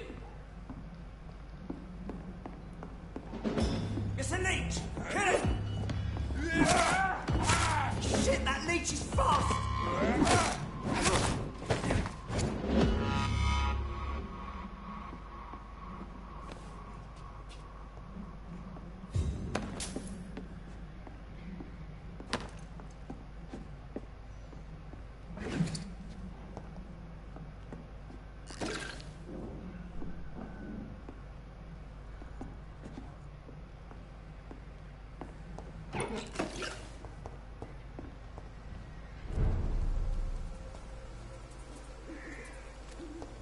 Stupid bitch!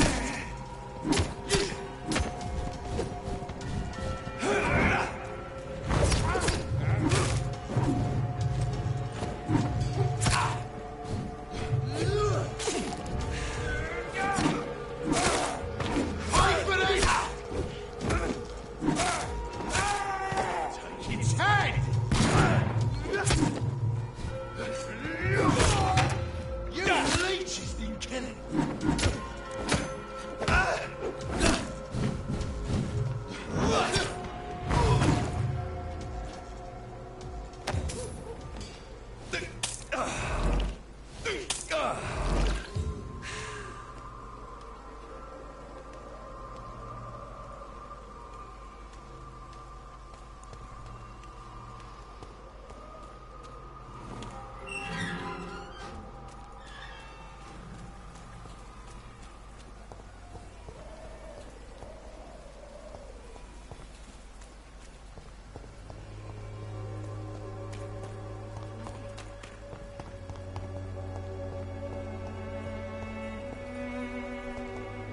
Its effectiveness has been proven by many.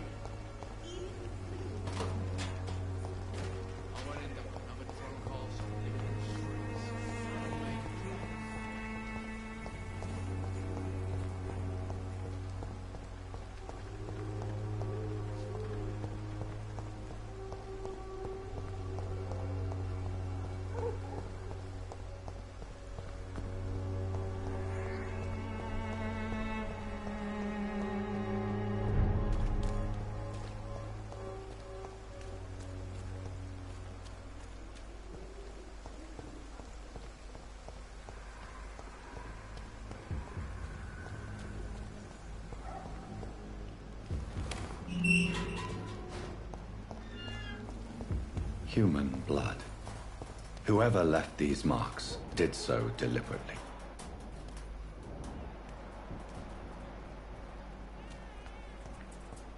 Kill it, boy! Burn it, boy!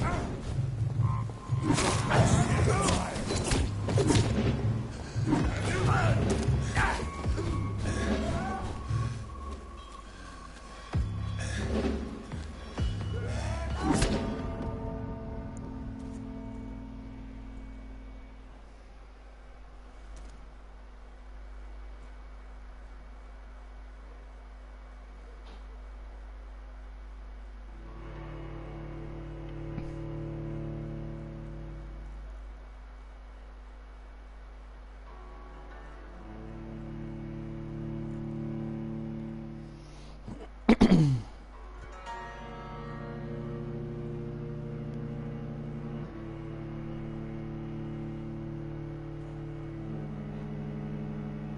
you doing? You alright? Yeah, I'm doing good. We're having dinner a bit early tonight. Yeah. About roughly 6:15, isn't it, Mum?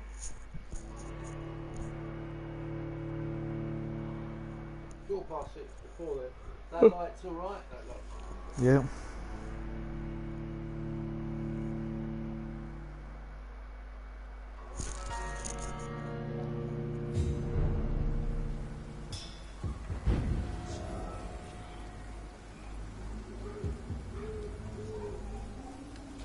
Human blood.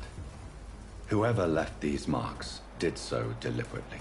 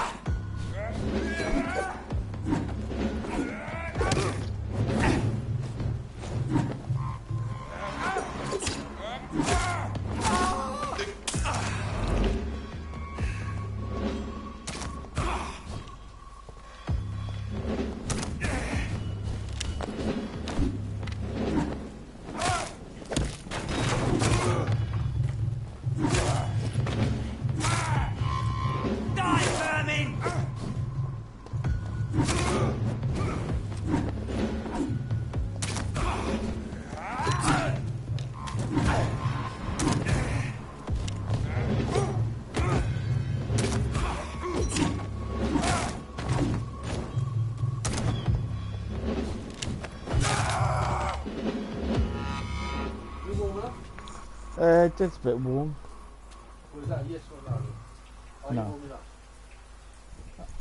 I do feel a little bit cold on my feet. Thank you.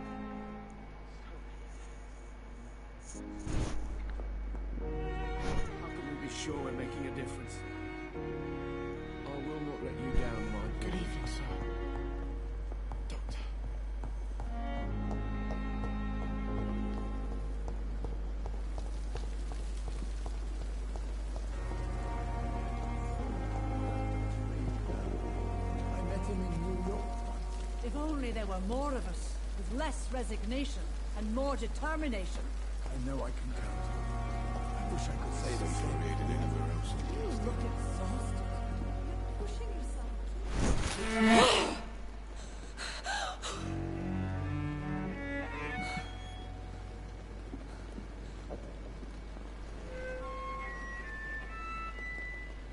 I would ask you to avert your eyes, sir. Or did you not know it was rude to stare? I knew it. Speak up, Dr. Reed. I like a man who speaks his mind. You killed him. He trusted you. And you killed him. Spare me your sarcasm, Jonathan. You are but newly born in this world. So in the end, the accusation was true, wasn't it? The situation is somewhat awkward nonetheless. I have not been observed sustaining myself for many decades. I have to say I'm a trifle embarrassed. Anyway, I have concluded my inquiries concerning your blackmailer. I see. Please excuse my agitated state. Under normal circumstances, I wouldn't let anyone see me in this condition. The case is closed. Permanently. You will not be bothered anymore by the woman. And who was this woman? If you must know, she worked under my employ as Nurse Crane. But I'll wager that's not what will be written on her gravestone. You killed her? Is that what you consider discretion and diplomacy, Dr. Reed? I did what I thought was best, and acted accordingly. You will learn that trust is a rare and precious commodity in the Immortals world, my young doctor. And your actions have not induced me to offer you my support.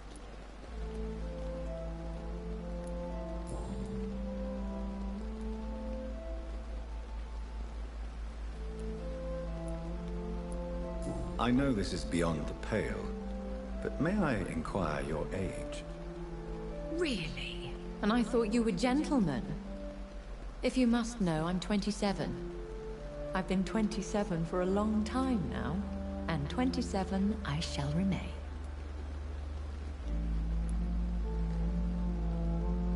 Very well. But I believe there is more to this than you are saying. A lady has to have some secrets. And who bestowed upon you this eternal youth? My maker. He left this isle a long time ago.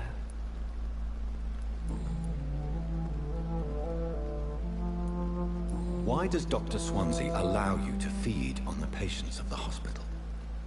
Dr. Swansea is a good and compassionate man. He is trying to find a solution for our hunger. Until that happens, he is clever enough to understand that I only feed upon the dying. What do you know about this Brotherhood of St. Paul's Stole? The Brotherhood is well known amongst London Vampire Society. As long as our kind is discreet, and as long as they do not interfere, we have come to a mutual understanding.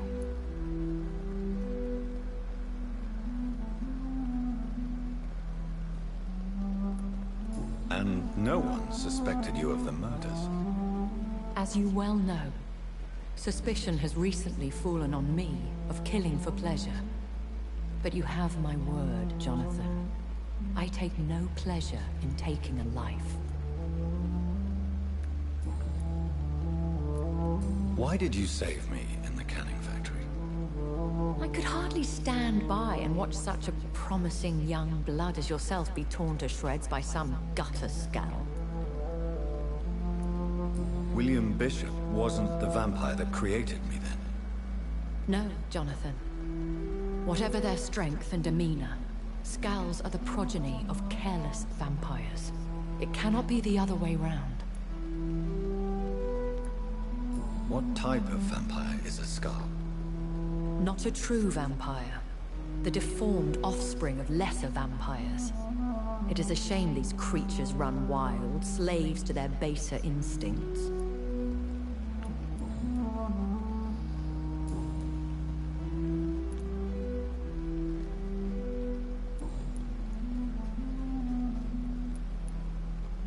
I've been hearing a voice talking in my head.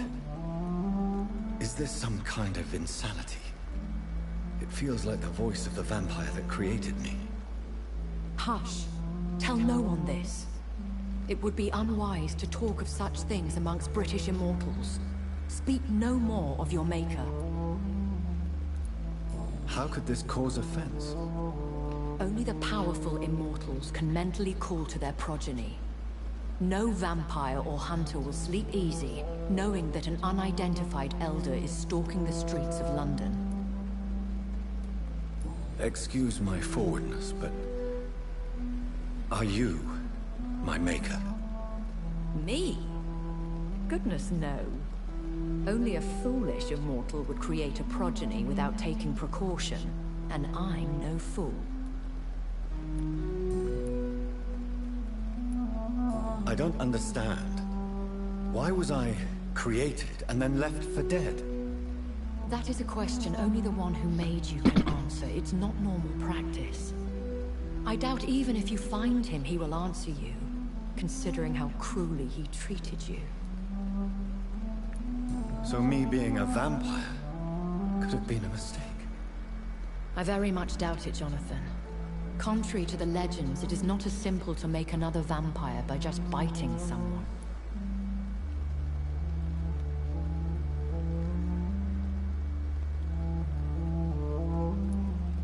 I'd creating another vampire by mistake anyway.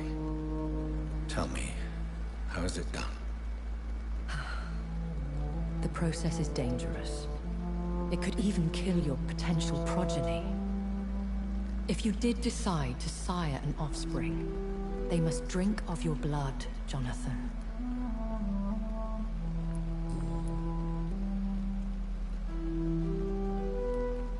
A vampire? Is that what I am? What we are? Such a crude word, defined by penny dreadfuls and drunken hacks. No. You are now an Ekon, and that you shall remain.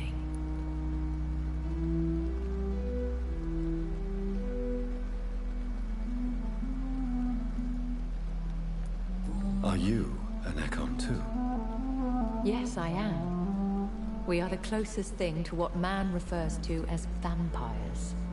Forget what you think you know about us. So we are Ekons.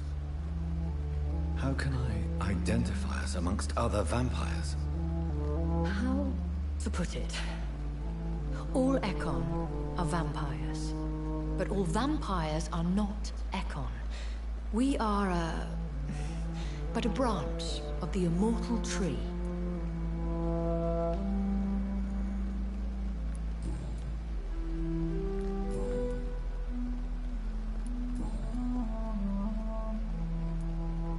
When I awoke, changed, I was chased and attacked by vampire hunters. Prepared and well-trained.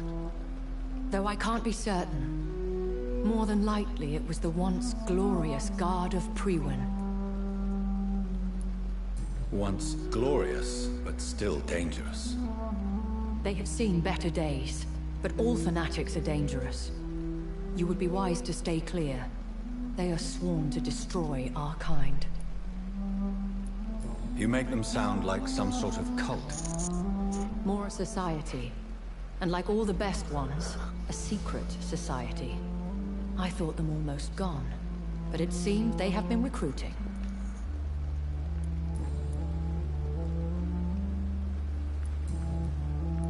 I bid you farewell, for now, my lady. I must quickly analyze the blood I took from Nurse Crane's patient. And I thought last summer's epidemic was difficult. If only I were young again. Just a dozen years or so.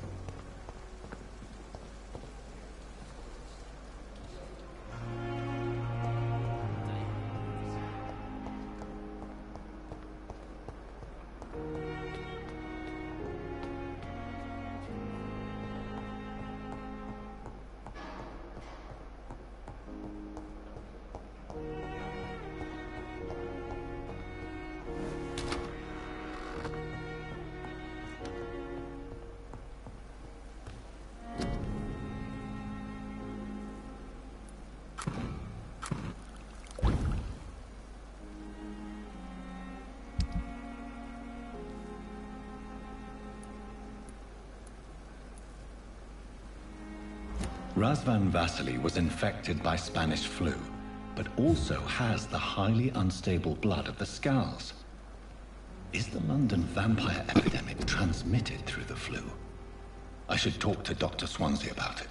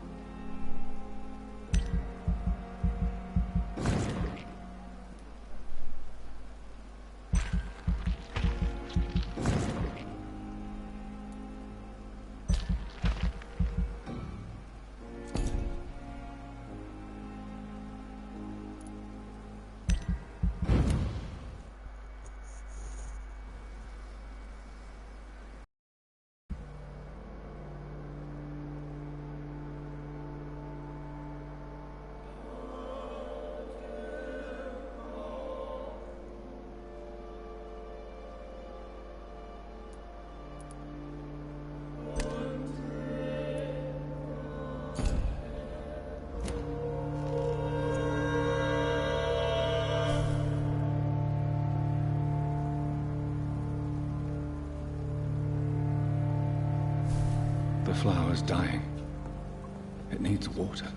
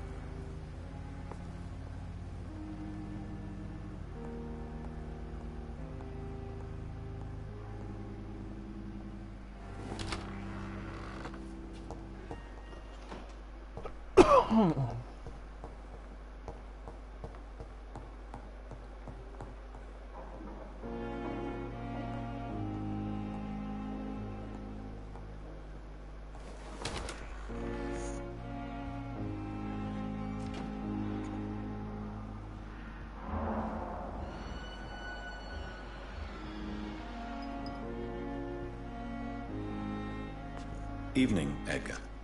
Could I get your professional opinion? Please speak, but I have something important to tell you. This strain of flu, it's very different from the one I saw in Europe.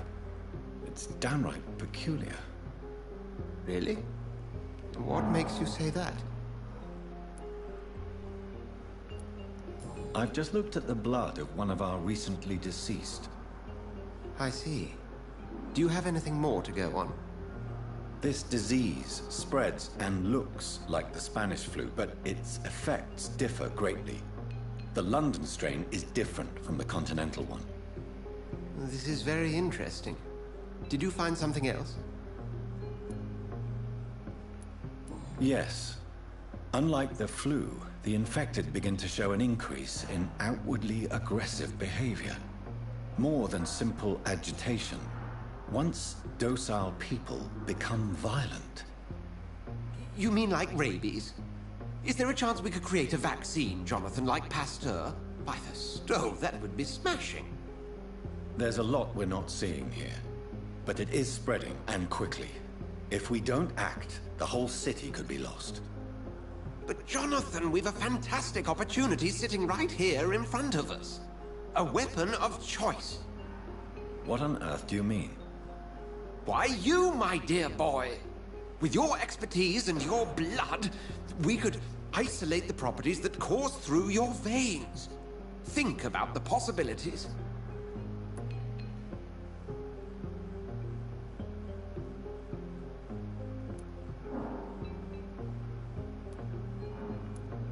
And why not? What did Stoker say about the children of the night? Well, using my blood, I could create a whole army of vampires. Surely you're joking. We'll discuss this more later. Thank you for your time. No, thank you, Jonathan. But as I said, I needed to talk to you. I have some rather bad news. Yes? I'm afraid it's your sister. My sister? She's to be buried this evening at Whitechapel Cemetery. Your mother published the obituary this morning. I see. I'm sorry, Jonathan. Please accept my condolences.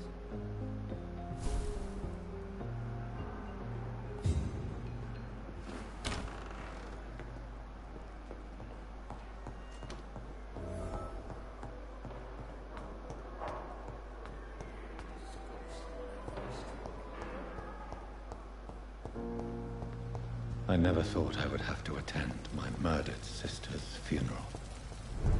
Mary, I can't forgive myself. I'll find the truth about what happened to us. I swear.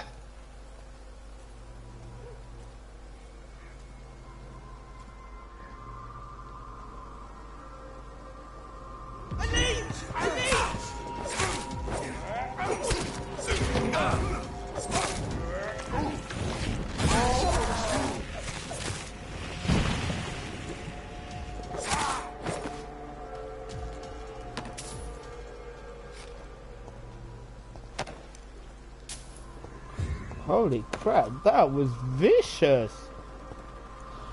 Woohoo! Holy crap.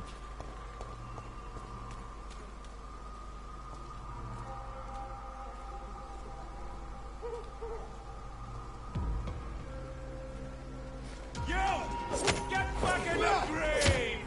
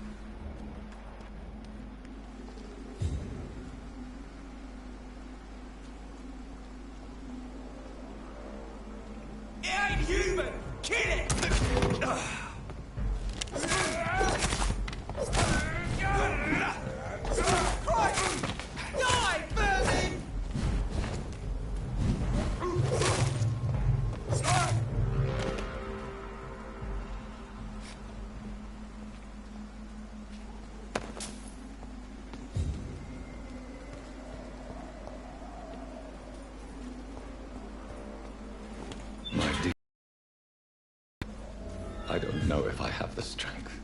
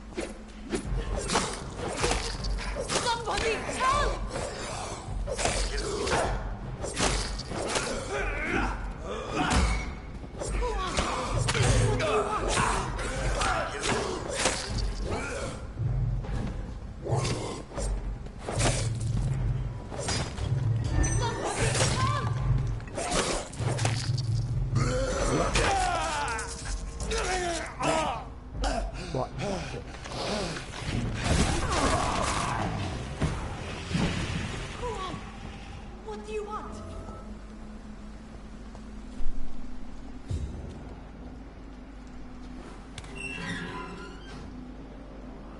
Are you all right, miss? I don't know. Who were those people? They wanted to kill me. Why? They've lost their minds in the epidemic. They won't come back for now. You seem to know a lot about them, sir. I'm Dr. Jonathan Reed. I'm investigating this disease. I am Xiaoxun. Thank you so much for helping me, Mr. Reed. I must go to the cemetery now. Goodbye.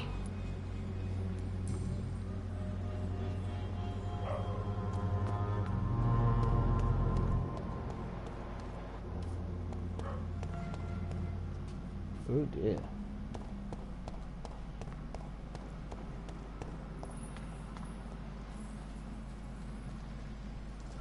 Shouldn't you go back home, where you'll be safe? Maybe later.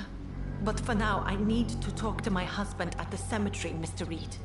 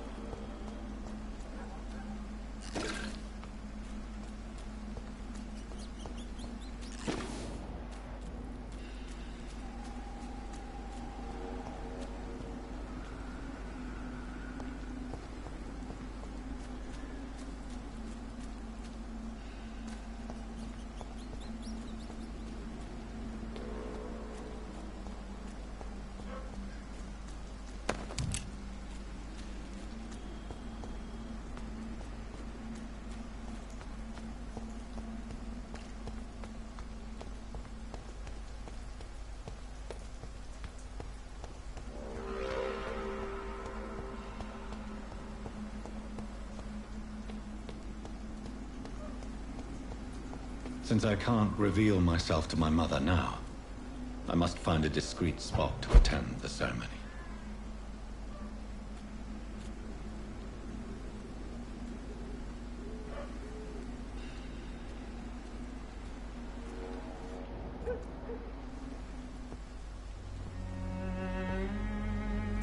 I am the resurrection and the life.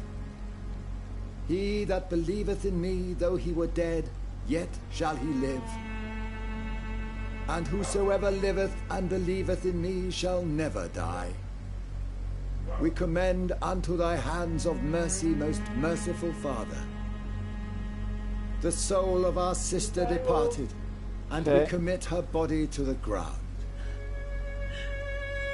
Earth to earth, ashes to ashes, dust to dust.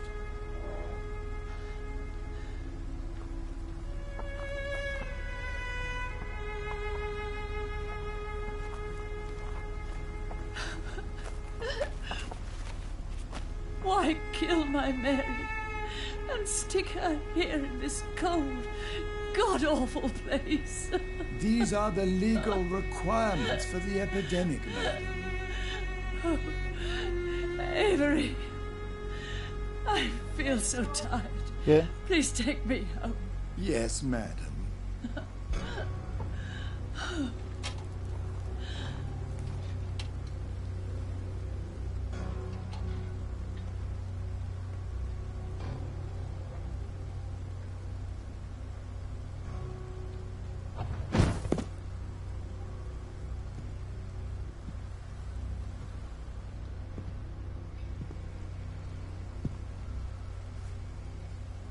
Oh, Mary. What have I done?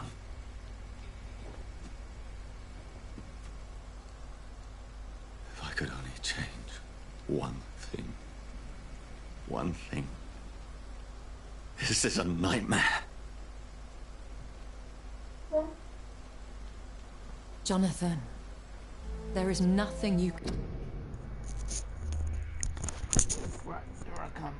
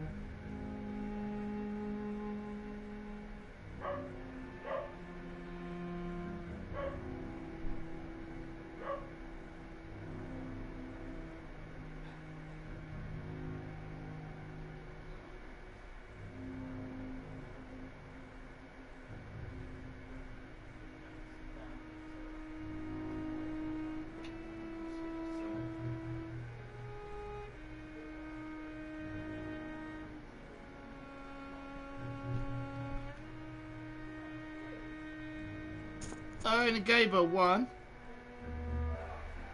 No.